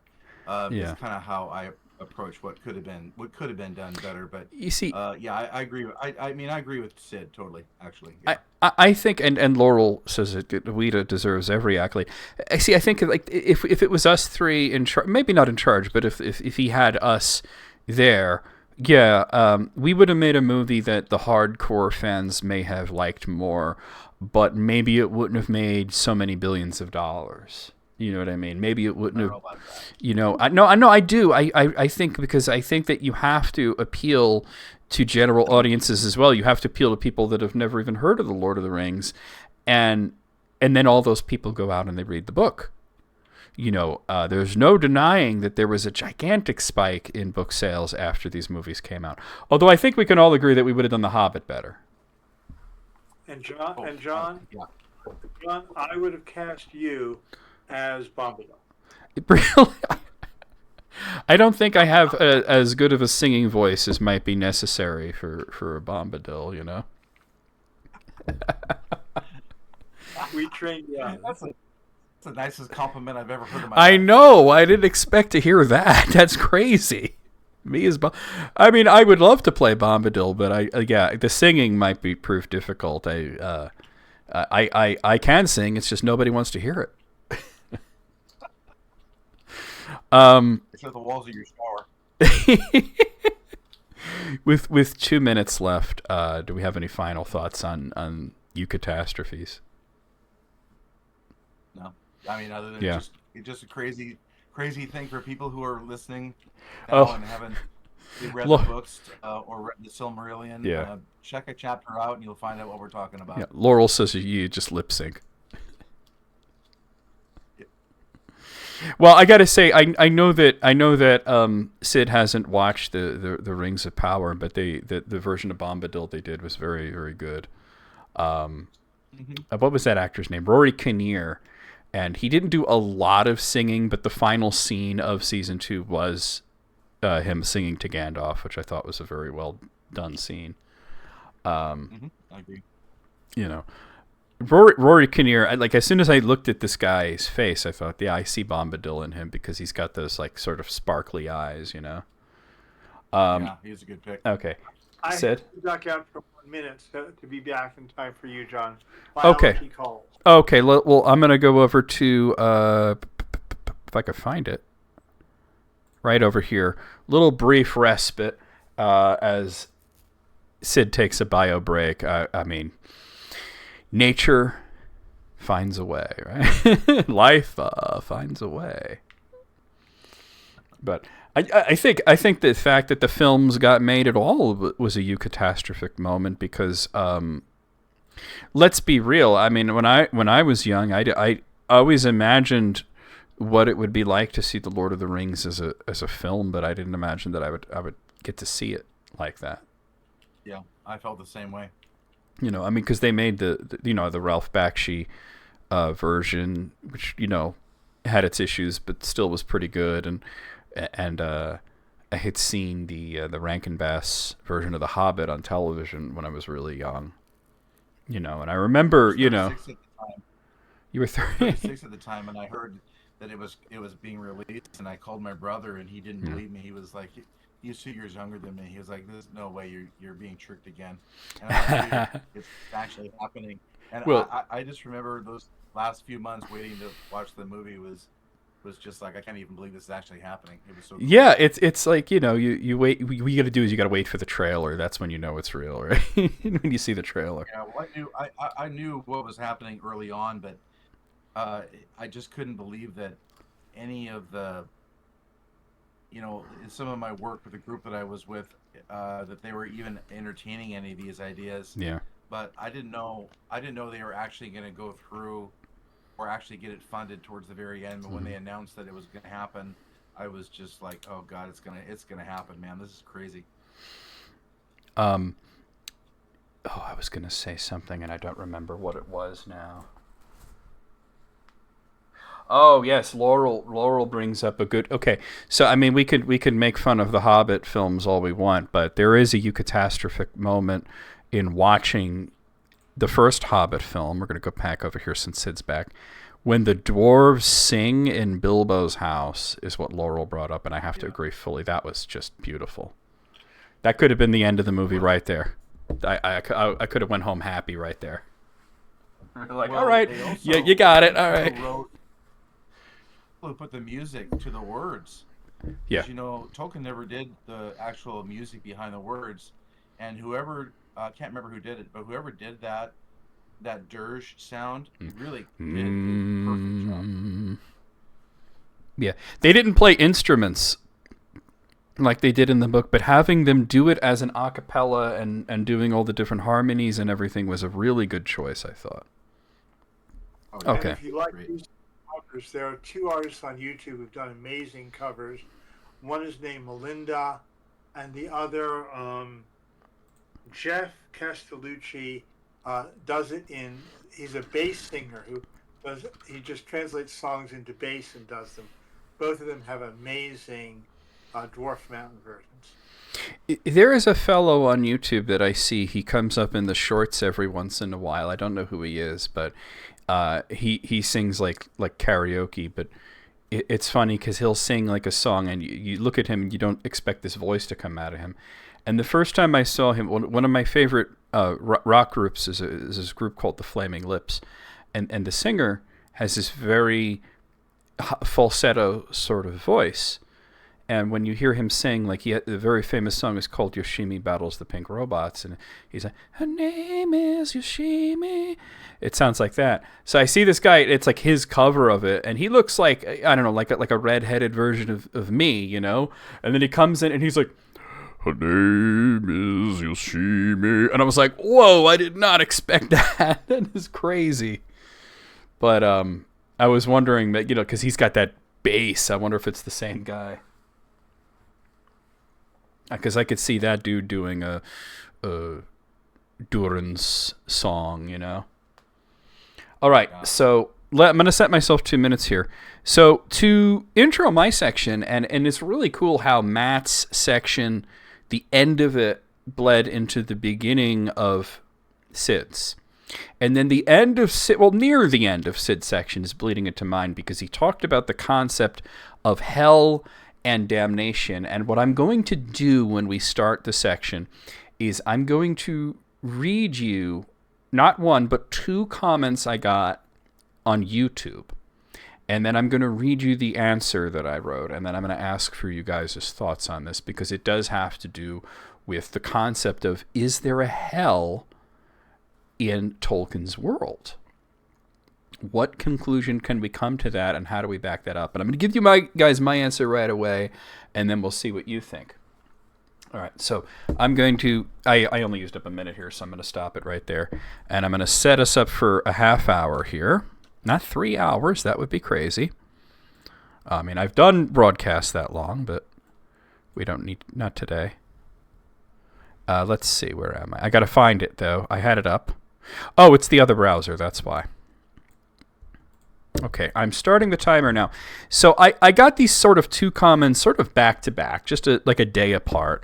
And they both kind of ask the same thing. And what's funny is the one person who started it is a fellow named Zephyr, who asked first, then commented on the other person's comments saying, hey, you know, I just kind of asked the same thing there. So I'm going to read Zephyr's comment first, if my browser would behave itself here. Come on. All right, it's not working properly. Now I'm the one having issues. Okay, here we are. So Zephyr asked, I'm in a debate with the Tolkien geek and would like your perspective on the existence of a damnation in the legendarium. I personally think this contradicts the concept of death being the greatest gift of Eru. So, and there was another comment from somebody else that I sort of conflated with this, and that's why my answer is so broad. But they asked basically the same thing. Is there a hell in the legendarium that bad mortals could go to? So here's my answer. So I preface it by saying that I am in no way endorsing or rejecting any particular belief system here. I'm just speaking on Tolkien. And Tolkien considered himself to be a true Catholic. And I would hazard a guess that he would see what we have now, the modern Catholics, they're almost like cosplayers. He would be pretty upset with that, because he was upset with the Catholics of his time. He didn't like what they were doing a lot of the times. He hated the idea of confession.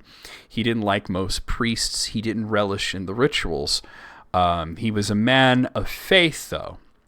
So the true Catholic belief about the idea of the possibility of redemption occurring after death basically boils down to, we don't know, we can't know. Where does Gollum go when he dies, for example? The same place that Aragorn would eventually go to? That doesn't sit right with some people. We can say that despite Frodo and Sam choosing to forgive Gollum after he died, he did die in an unrepentant state. And he died from direct divine intervention. Tolkien didn't like commenting on these things. He refused to comment on what would happen to this mortal after they died, or what would happen to that mortal after they died, or if they would go to a hell, if there is a hell in the legendarium. And I would say that there certainly isn't a lake of fire style Christian hell that was ever mentioned by Tolkien. He had Elvish words that meant hell. Udun means hell. Utumno means iron hell. But these were words that elves came up with, and elves don't die. So they're talking about hell as it's a fiery pit, and that's all they're talking about. They're not talking about an afterlife sort of hell. So I kind of come to the conclusion that I don't think that Tolkien believed in that sort of eternal damnation. And we see his thoughts in the Legendarium, and I point to Pharazôn. Pharazôn, you know, he was coming to Aemon, and he had these second thoughts. He had these moments of doubt where he was like, maybe this isn't the greatest idea. But then in the end, his pride wins out, and he goes forward with what he's doing. And he also, like Gollum, dies in this unrepentant state. And Pharazôn and his men, and even the slaves that were rowing his boats, they're all dead. But Tolkien did once envision this thought that they would come forth in the final battle and that they would be fighting alongside Turin and Orome and Tolkis against Morgoth. So it's poetic for Turin to be the one to slay Morgoth, and if Tolkien had expanded on the idea of the final battle, he eventually abandoned the idea, but if he had kept going, I could have seen him as having Pharazôn be the one to kill Sauron. That would have been very poetic. Tolkien stated that for the mortal afterlife, the only being in the world that knows the path to it is Namo, and he doesn't know the destination, he just knows the road. The discussion of where this destination is, what its nature is, or whether there are differing destinations for different types of people, that's the subject of, that's where you get into religion. And Tolkien mostly kept religion out of his work. There aren't a whole lot of religious groups and cults and churches. You see it in Numenor. And you see it a little bit with Faramir, going back to, the whole Faramir thing. Because he basically says grace and sort of explains it, what that is to Frodo and Sam and why they do it. But and it makes sense for it to be Faramir, because Faramir, in a lot of ways, he's one of Tolkien's mouthpieces. Obviously he saw himself as Beren. There was a lot of Bilbo in him as well, but Faramir was the guy that spoke Tolkien's words a lot of the times. So I would say that, Tolkien's answer to this would be, don't worry about what happens when other people die. Worry about where you might be going, and that he wouldn't comment on it because we aren't meant to know this within the circles of the world. But through, basically my opinion, though, is I don't think Tolkien really thought that there was eternal damnation. I think that he thought there was always a path to redemption, but it had to be willful. You had to seek it out. And the way that it works, that we aren't told about heaven. We were just told we pass from the world. We go on a road that only one person knows about to a location that nobody knows about, but that is set aside from us. And that eventually the dwarves will go there as well. And the elves, who knows what happens to them when the world comes to an end. But that was my answer, that I really don't think there's a hell in the legendarium. And Sid, you're raising your hand. I want your thoughts on this. I'm going to try to reduce 40 years of deep study on this topic into a very short call. First of all, within Catholic theology, going all the way back to 400 in the Common Era, the idea of universal salvation, it is not a primary orthodoxy, but is a completely accepted orthodoxy from a Greek Christian named Origen. So it is allowed within orthodoxy. Number two, Tolkien in his letters said of Gollum that the moment privé, the moment that you face your creator after death, for Gollum would be a very interesting one. But it would be but it would be private. It'd be private, yeah. Yes. And number two, we do have a complete understanding of C.S. Lewis's view here, because he wrote about it in detail. There was something said by a Christian theologian of that generation is, I do believe there is a hell because I take our religion seriously, but I take God's justice seriously, but I believe it's empty because I take God's mercy seriously. And there are three accepted views. One is there is a hell that is the soul forever suffers. The other is there is a period and place of suffering, but at the end of time, if you are not saved, you simply cease to exist. It is as if you never were. And that was Lewis's view. And then there's the view that God's mercy is all-encompassing. And there are some signs that Tolkien hinted that the only being who didn't return for the new song of the Ainur, the recreation of the world, was Morgoth. The world was made without Morgoth, and he doesn't have a list of, and these guys didn't show up either. So yeah. I believe he did have a very positive view, and that it is not inconsistent with the idea of eternal salvation. Well, I'm sorry, the right term would be universal salvation. And also one last thing, Tolkien did describe purgatory. It's in Leaf by Nigel. Who is a Tolkien?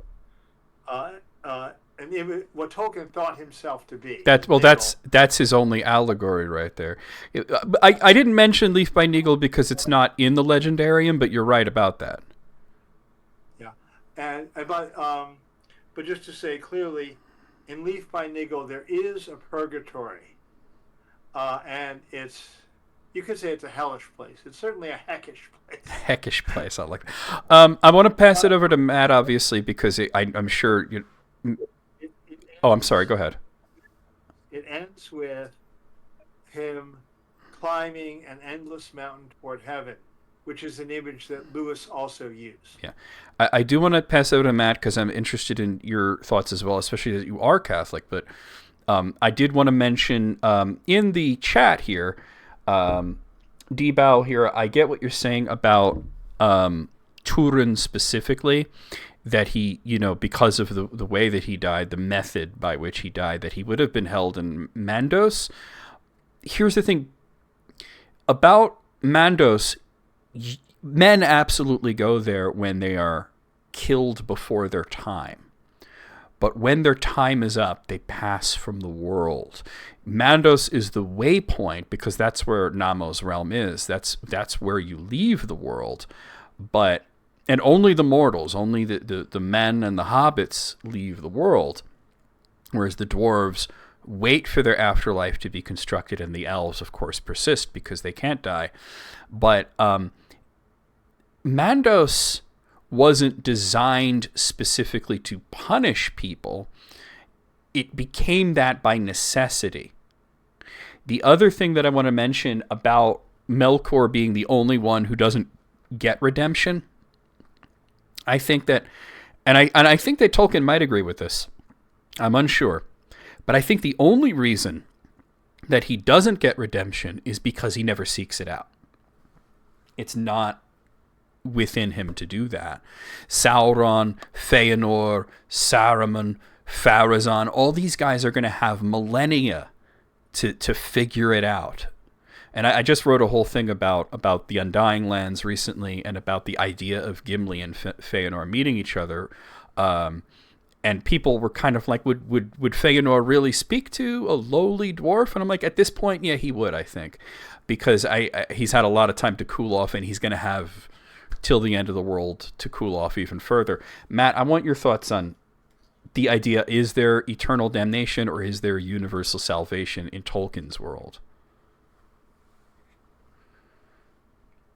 I am a Catholic, and I have a lot to say on this, actually, so give me a second. Go ahead. I believe the answer to this is, unfortunately, kind of both, because what Sid is saying is absolutely correct. There is a way of thinking about hell that's beyond just the seventh level of Dante. There in Catholic philosophy, just the separation from God is hell. Either there's only two ways to look at really what you would call damnation or hell, that is, and that is there's either separation from God or there's unification with him. There's only two ways you're going to be seen or judged, and whether it's the seventh level of hell or separation, Catholics believe that separation is one and the same with being completely removed, and you might as well be burning in hell if that's the way you want to Matt, call it. That's a philosophical answer. Matt, I don't mean to interrupt you. I'm very sorry. I just want to say to everybody watching, Sid is scratching his leg. Go ahead, Matt. No, I just want to make sure that nobody misunderstands the hand movements there. Sid has a wound on his leg, and that's all that's going on. Mm-hmm. Sorry about that. No, continue. I just want to make sure nobody made any sort of undue accusations. Yeah, he won't have to explain it to Arrow later. But there's just these two ideas. Separation is hell. I guess if there's a way to answer the question, there is a hell. Mm-hmm. It's a place of separation from God. In Tolkien's works, though, there's one major element that's a big problem, not a problem, but a complication to things, and that's this idea of enchantment or magical influences being the big difference on particular characters. And you mentioned being a good example of this. Gollum is not a very good person or a very good hobbit to begin with, Never but was, yeah. he is heavily influenced by the ring, which is an unnatural, evil aspect that of power that's been put on him. And when he comes face to face with Eru someday, if that's the way you want to picture it, um, Eru is in my ideas of how this works with a creator being in God. He's going to know what his suffering was in a first-hand way, an empathetic way, and he's going to realize that a lot of the evil things that he did were vast amplifications, great amplifications of a soul that was just simply maybe not good, tormented in a lot of ways, um, but really aren't things that he really did of himself outside of what Sauron did to him with the power of the ring. And so these kinds of acts of grace, these kind of acts of mercy are part of the redemption call in Christianity, Catholicism, which is one and the same in a lot of ways. And so I want to just conclude with one thing. There's a section in the Silmarillion on Silmarillion actual page 74, 75. It's very short, it's one paragraph, and here it goes. And it really gets to this point, and then I'm done for my little comment. Um, Ye have spilled the blood. He's talking about the Noldor. Ye have spilled the blood of your kindred unrighteously, and have stained the land of Aman. Your For blood ye shall render blood, and beyond Aman ye shall dwell in death's shadow. For thou, for though Eru appointed to you to die not in Ea, and no sickness may assail you, yet slain ye may be, and slain ye shall be, weapon and by torment and by grief. And your houseless spirits shall come then to Mandos. There long shall ye abide, and yearn for your bodies, and find little pity, though all whom ye have slain should entreat for you, and those that endure in Middle Earth, and come not to Mandos, shall grow weary of the world, as with a great burden, and shall pain, and become as a shadow of regret before the younger race that cometh after. The Valar have spoken.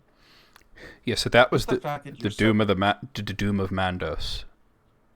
Yes, Yeah. the doom of Mandos, and that really gets at the idea of separation, not just separation from God's creative, force in the Eindalindala, but the idea that you shall be separated from your bodies once you've lived, and now you are separated from your bodies, separated from Eru, from God.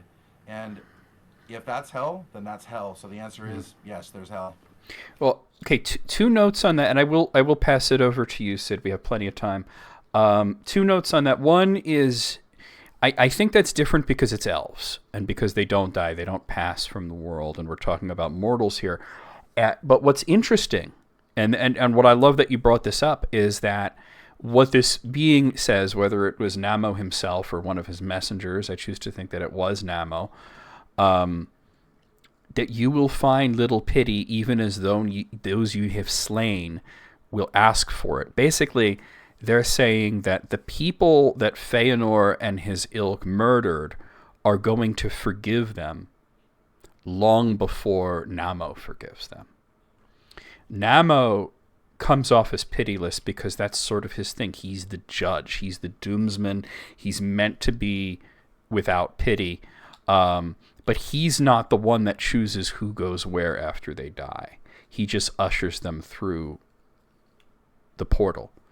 And I think that when it comes down to it, we see the idea of pity, capital P, pity, being extremely important in Tolkien's mind, and especially for Gollum. Frodo pitied him. He saw him. And Merc- Yeah. And I think that it's like one of those things that, yeah, like we can think of Eru as being this judge that might send this one to eternal fire or that one to eternal paradise, but how could you look at Gollum and not pity him? And that's the point that Gandalf made from the lessons taught to him by the Vala Niena. And I think that, like Sid, you brought up something really important about Gollum. He without the ring, yeah, he wasn't a good person. He was terrible. He would have never been anything more than a local troublemaker, and maybe he would have eventually grown out of it and gotten over his selfishness and his mean-spirited demeanor, and maybe he would have become a better person. We don't know that. Maybe he would have remained wretched for his whole life, but Tolkien has this optimistic view that we can all improve and that we could all get better and that we could all be forgiven for the things that we've done that are not so great. And I think that, obviously Gollum was influenced by the ring. Pharazôn was influenced by Sauron. This doesn't absolve them for the actions that they've done, but it does mean that they are subjects of pity.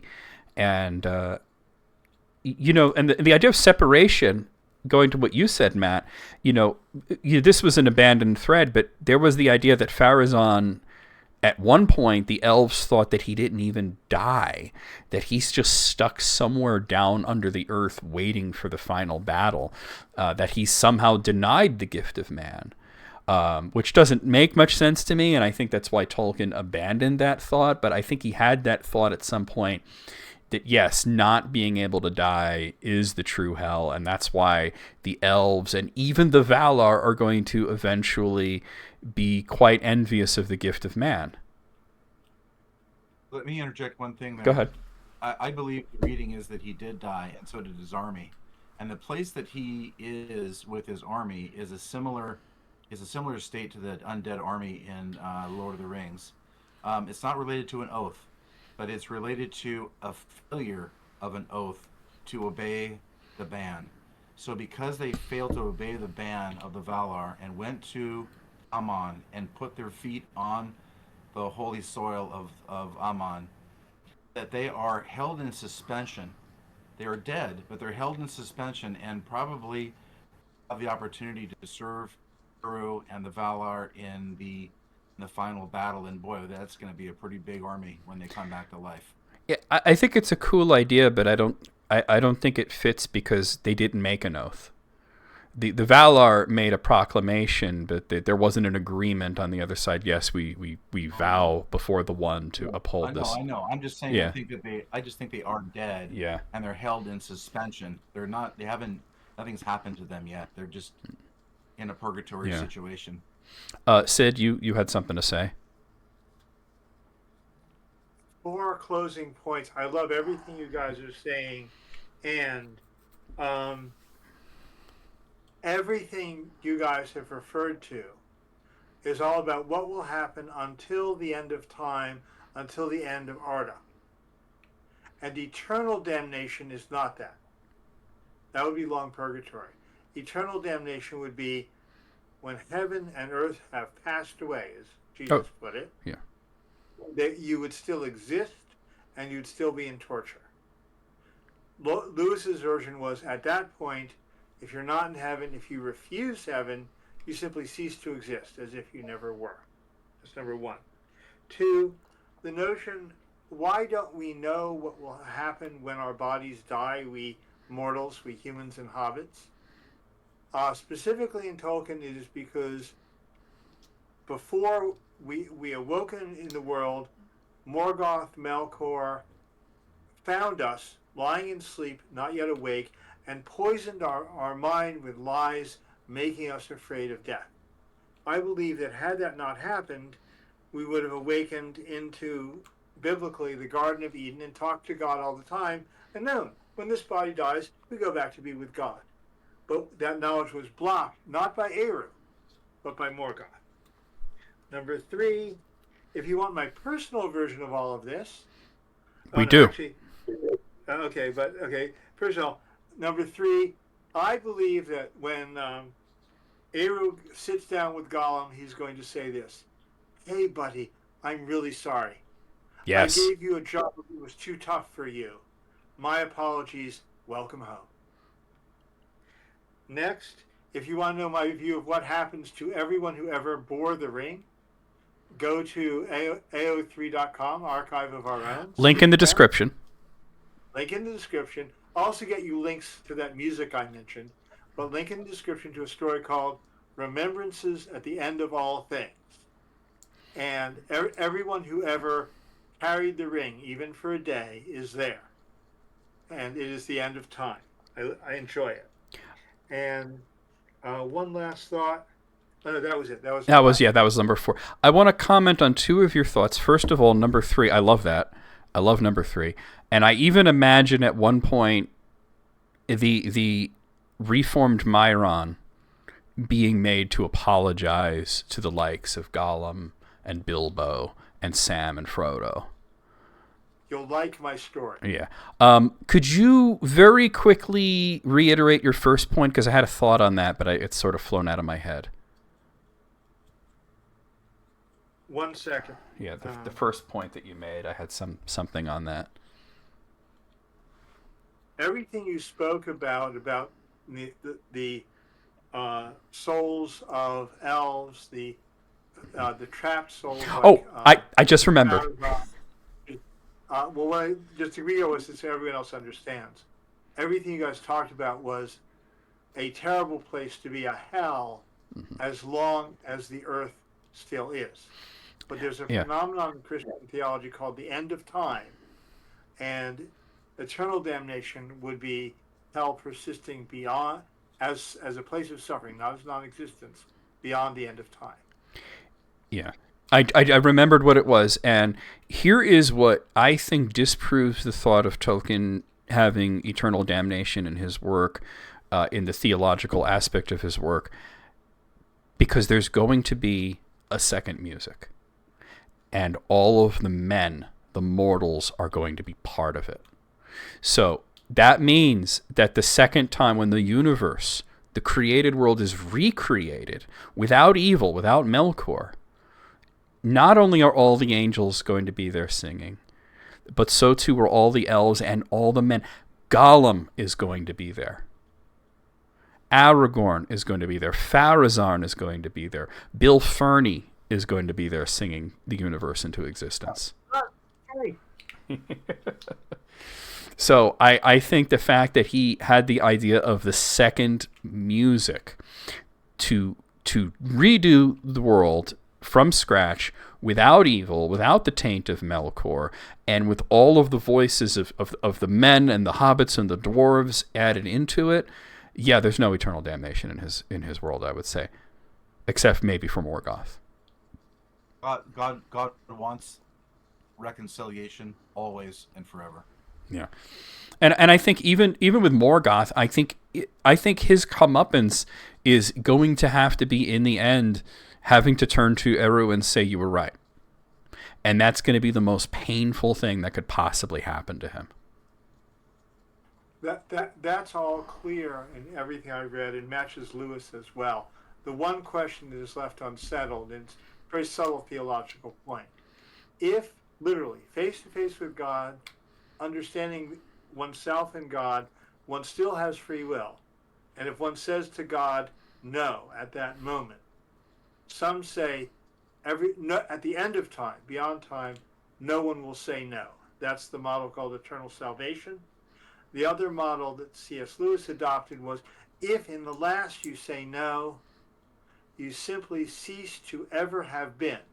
So every soul that was is part of the second son of the Einar, but the one poor guy who said no to God in the very end simply erased his own existence from all of time. That's the other possible theology. The third one would be eternal damnation, and I think Tolkien had issues with the idea of eternal damnation. I think he did. I suspect his views were very close to Lewis's. Yeah. I mean, they were close friends. Laurel brought up a point, and we hadn't even thought of this, but what becomes of the orcs? in this situation. Oh, This, you know what? Honestly, Laurel, I got to say, we only got less than a minute left. I think that is something that we're going to have a whole discussion about in a future episode. We'll see. And one last thing. The if anyone deserves pity, it's the orcs, and if anyone under God can pity someone, God has to be better than we are. That's keeping it 100 there. Zeldaman, thank you for the subscription. I'll pity the orcs because heck, they got the crap beaten out of them by Morgoth and Sauron. Yep. They never stood a chance. You can't blame them for that. God taught me on that one. Yeah. Let him go. I think, and just I agree with that too. With 5 seconds left, I'm just going to stop the timer. The discussion that we're going to have is, do orcs have souls? And I know Matt, you and me have talked about that on the phone at great length. And I think that's going to be my subject next month. I think we're going to have to talk about the thought of, do the orcs have souls? Because this is a thing that Tolkien never made his mind up about, and he's gone. So we're going to have to make up his mind for him. We're going to have to come to some sort of, if not a consensus, then some sort of final thought on this. I agree. We're done with our time. Do we have any time for last thoughts on? Absolutely. Yep. Last thoughts here. Go ahead. Yeah, I have one then. Something interesting in the Silmarillion related to. Oh, hold on. One moment. I'm sorry, Matt. We are getting raided right now. I thought this may happen today. You guys don't know what a raid is, but a raid is when somebody ends their Twitch broadcast and brings all their viewers into yours. Scottish Maiden, thank you so very much for the raid. We're sort of nearing the end of our podcast anyway, but we still have a little ways to go. Thank you so much. This was the person I was telling you about, that we had the discussion of the Old English bread and whatnot. A piece. Thank you, Scottish Maiden. Please let me know in the chat how your broadcast went and how you're doing in Morrowind. And I'm sorry that I had to cut you off, Matt. It's just raids are very in the moment things that happen.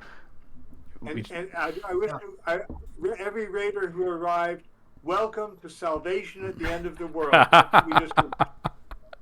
Yes. For those of you who are joining us, you guys know me mostly as a gamer, but I am also a Tolkien scholar, and I have two of my colleagues here with me, Matt Richardson and Sid Kemp. Between us three, we have over 100 years of knowledge about the works of J.R.R. Tolkien, and we meet once a month to discuss it, and that's what you're seeing. You're seeing the Council of Tolkien. But anyway, Matt, I'm very sorry that I had to interrupt you. You were having a thought there. Go ahead. You're gonna love this. So in Chapter 9, the Flight of the Noldor, they approach Aqualanda, and they've turned away from access to the ships to bring them over to Middle-earth. I want something very important we need to realize here. Is very specifically, there's a sequence of events that indicate something about Feanor. You'll notice very carefully that he goes to think on his own and decides what he's going to do about the ships. The very next line is that he enters into Aqualanda and boards the ships. No blood has been spilled. The first blood that's spilled is the Teleri draw their swords, and in order to keep their ships, blood is drawn. Now, I want to leave with that because I believe that Feanor, in the end, is going to be forgiven for his transgressions. I do not have the harsh view of Feanor as some do. I know he did a lot of bad things, obviously. He is the crusader, the early crusader of this story, who has enough bravery and enough outrage to go after Morgoth when the Valar wouldn't, couldn't. And after having him in captivity for 3,000 years, 3 ages, they let him out, and he was brave enough to go after him. And I just want that part to be pointed out. He actually didn't draw blood first. The Teleri felt the same way about their ships as Feanor did about the Silmarils, and that's also very clear because they likened the ships to something that was near and dear to their creation, just the same way that Feanor did about the Silmarils. Very interesting thing there that people could read about, because it tells a lot about who was addicted to what, and what they felt about their created things in the world. Okay, I know we're low on time, and I have to disagree on 2 points here. Firstly, about the Valar not taking action. That was an assumption that Feanor made, because what he perceived was the Valar sitting in the Ring of Doom, motionless and silent, and he didn't account for the fact that they communicate through their minds and that they were making plans. He was impatient. He was rash. He was foolhardy and cocksure, as they say. Absolutely, he was brave. No one would question Feanor's bravery, but I would question his wisdom. The other thing, and this is something that really rankles me, is when people talk about the Falmari being the ones to draw first blood. It's just incorrect. They didn't draw first blood. They got into a fight. They were unarmed. They didn't have weapons. They didn't have armor. And the thing that they did that started the whole kinslaying was they pushed some of the Noldor off the pier and they went into the bay. And some people say, well, that's the first kinslaying. They drowned them. No, Tolkien doesn't use the word drowned. It's a harbor. They could have just walked to shore. Nobody in the Undying Lands had weapons except for the Noldor. So how could the Falmari have? They were the only ones making weapons. They're described as having light weapons and bows and arrows. For hunting, not for war. The Noldor outfitted themselves for war. Sid is dying to comment, but let me say that.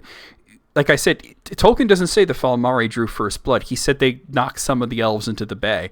Sid, go ahead. Guys, you got to go back to the books. We all got to go back to the books and do it next month.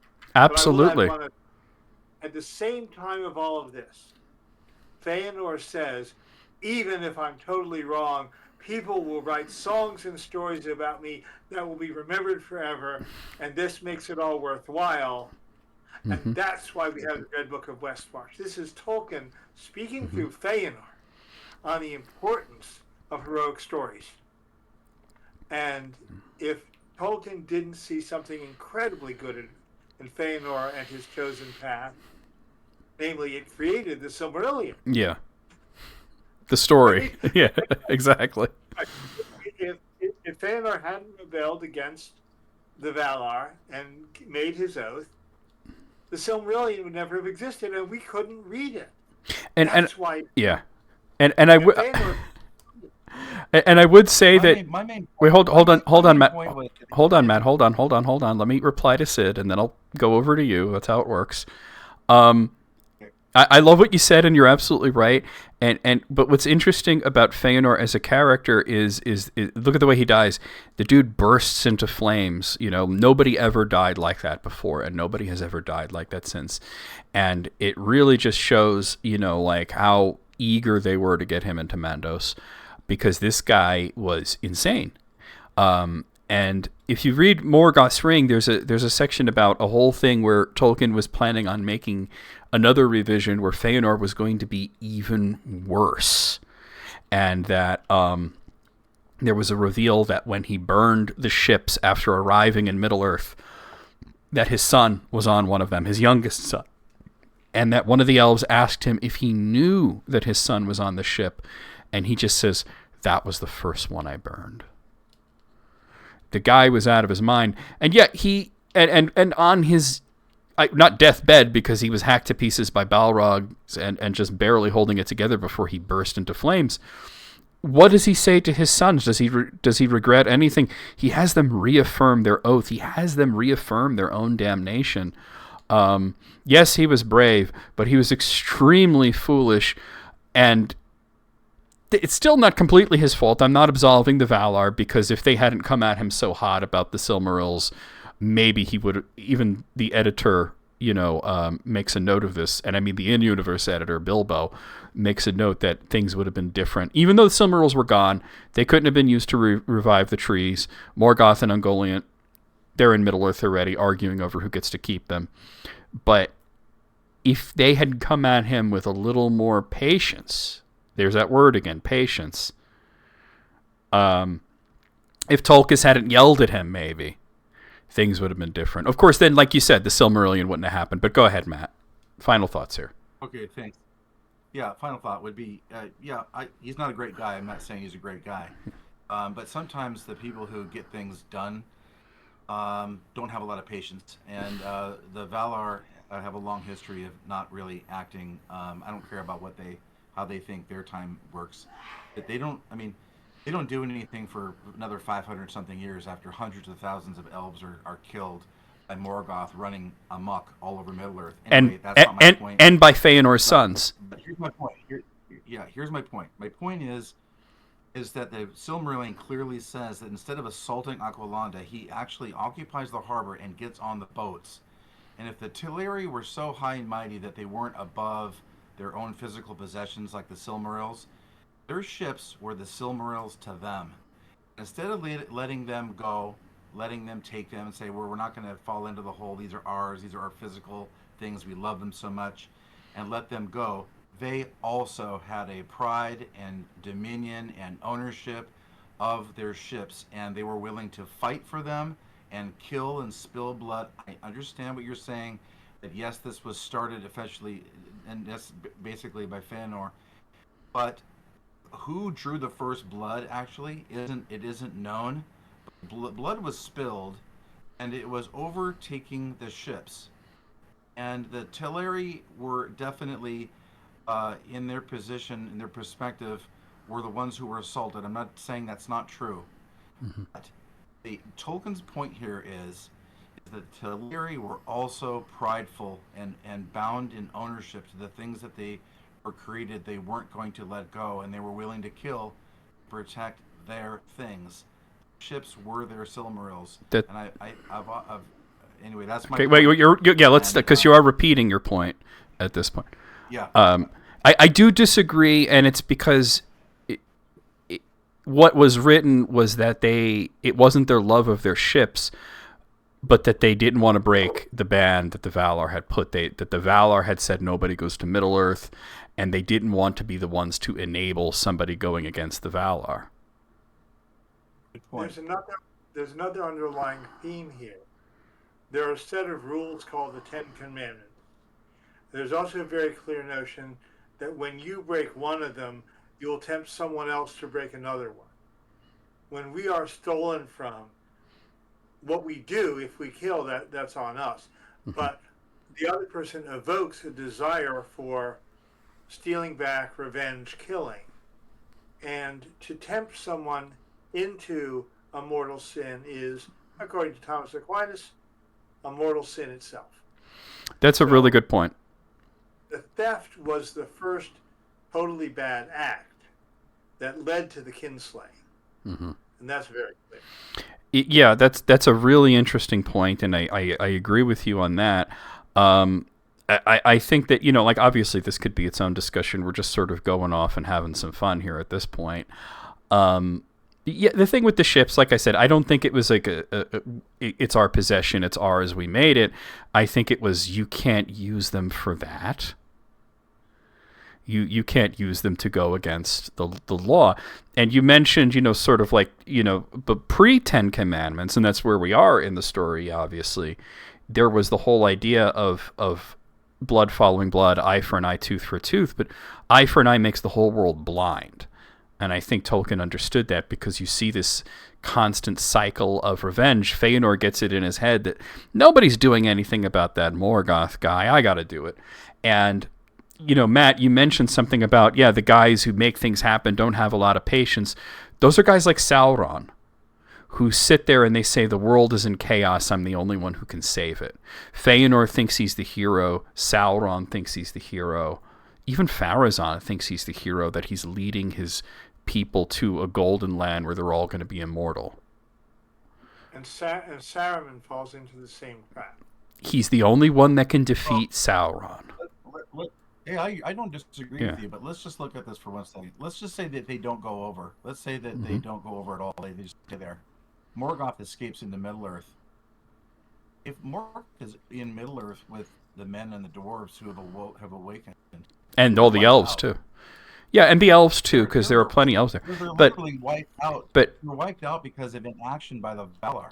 But you see, you're doing Feanor's thinking here. You're assuming that they would not have gone over there and done anything. That's the assumption that Feanor made, and that's what the Silmaril says, that he made this assumption that they were idle when they were really not. And unfortunately, his actions caused them to do something, caused the Valar to do the worst thing they ever did, which was put a veil around the Undying Lands and prevent anyone from coming or going, which was an overreaction to the extreme, because they really wanted Feanor to learn his lesson, and did he learn it? Not yet. He will eventually. At some point. Maybe he learned it last Tuesday. You never know. Yeah, you know what? That could have happened. We got to end soon, but have either of you guys ever watched a program called The Good Place? Yep. You watched it. Okay. Wait, Matt, what did you say? Yeah, I've seen it. Yeah, I just watched this not too long ago, and it's interesting how right after I finished it, maybe 2 days later, because I sometimes experience these intense moments of synchronicity where I had just enough time to let the ending sink in and the philosophy of it, and then somebody on Quora asked me a legendarium question that had to do with the sort of themes in The Good Place and about the idea of the Undying Lands being this place of eternal bliss, and wouldn't that kind of get old after a while? And Tolkien even made that point, and that's why it's the gift of man, not the doom of man. And like Sid said, Morgoth came to us in our dreams before we were born and said, "The darkness is scary. There is nothing beyond death. I made the world. I am God. Serve me." And that's why we're afraid of the dark. That's why we're afraid of death.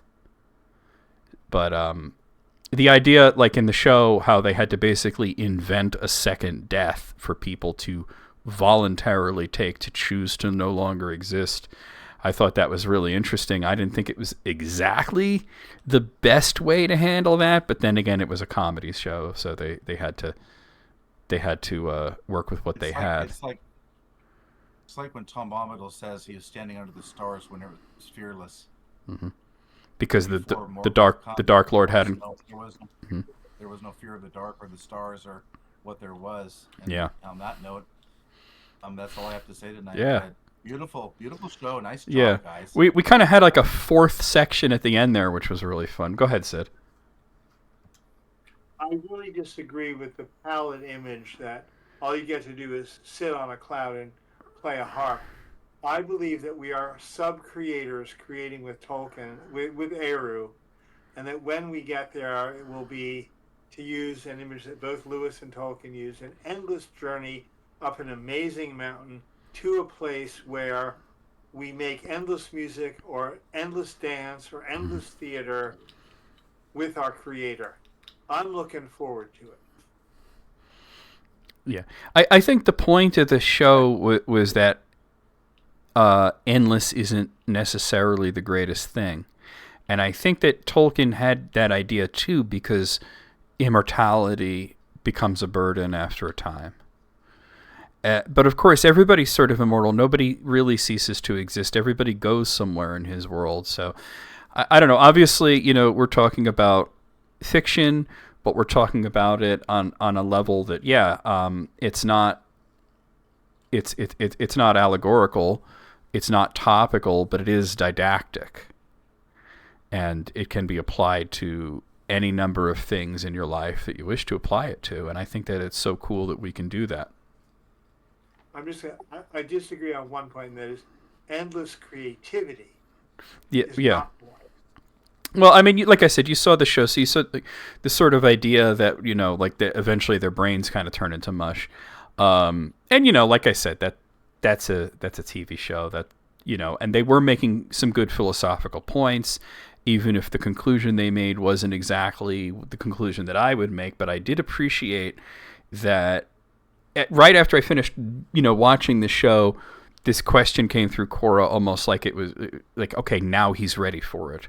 And I experienced these crazy moments of synchronicity where somebody will ask me a question and I'll be like, I was just thinking about this, or I had just seen something.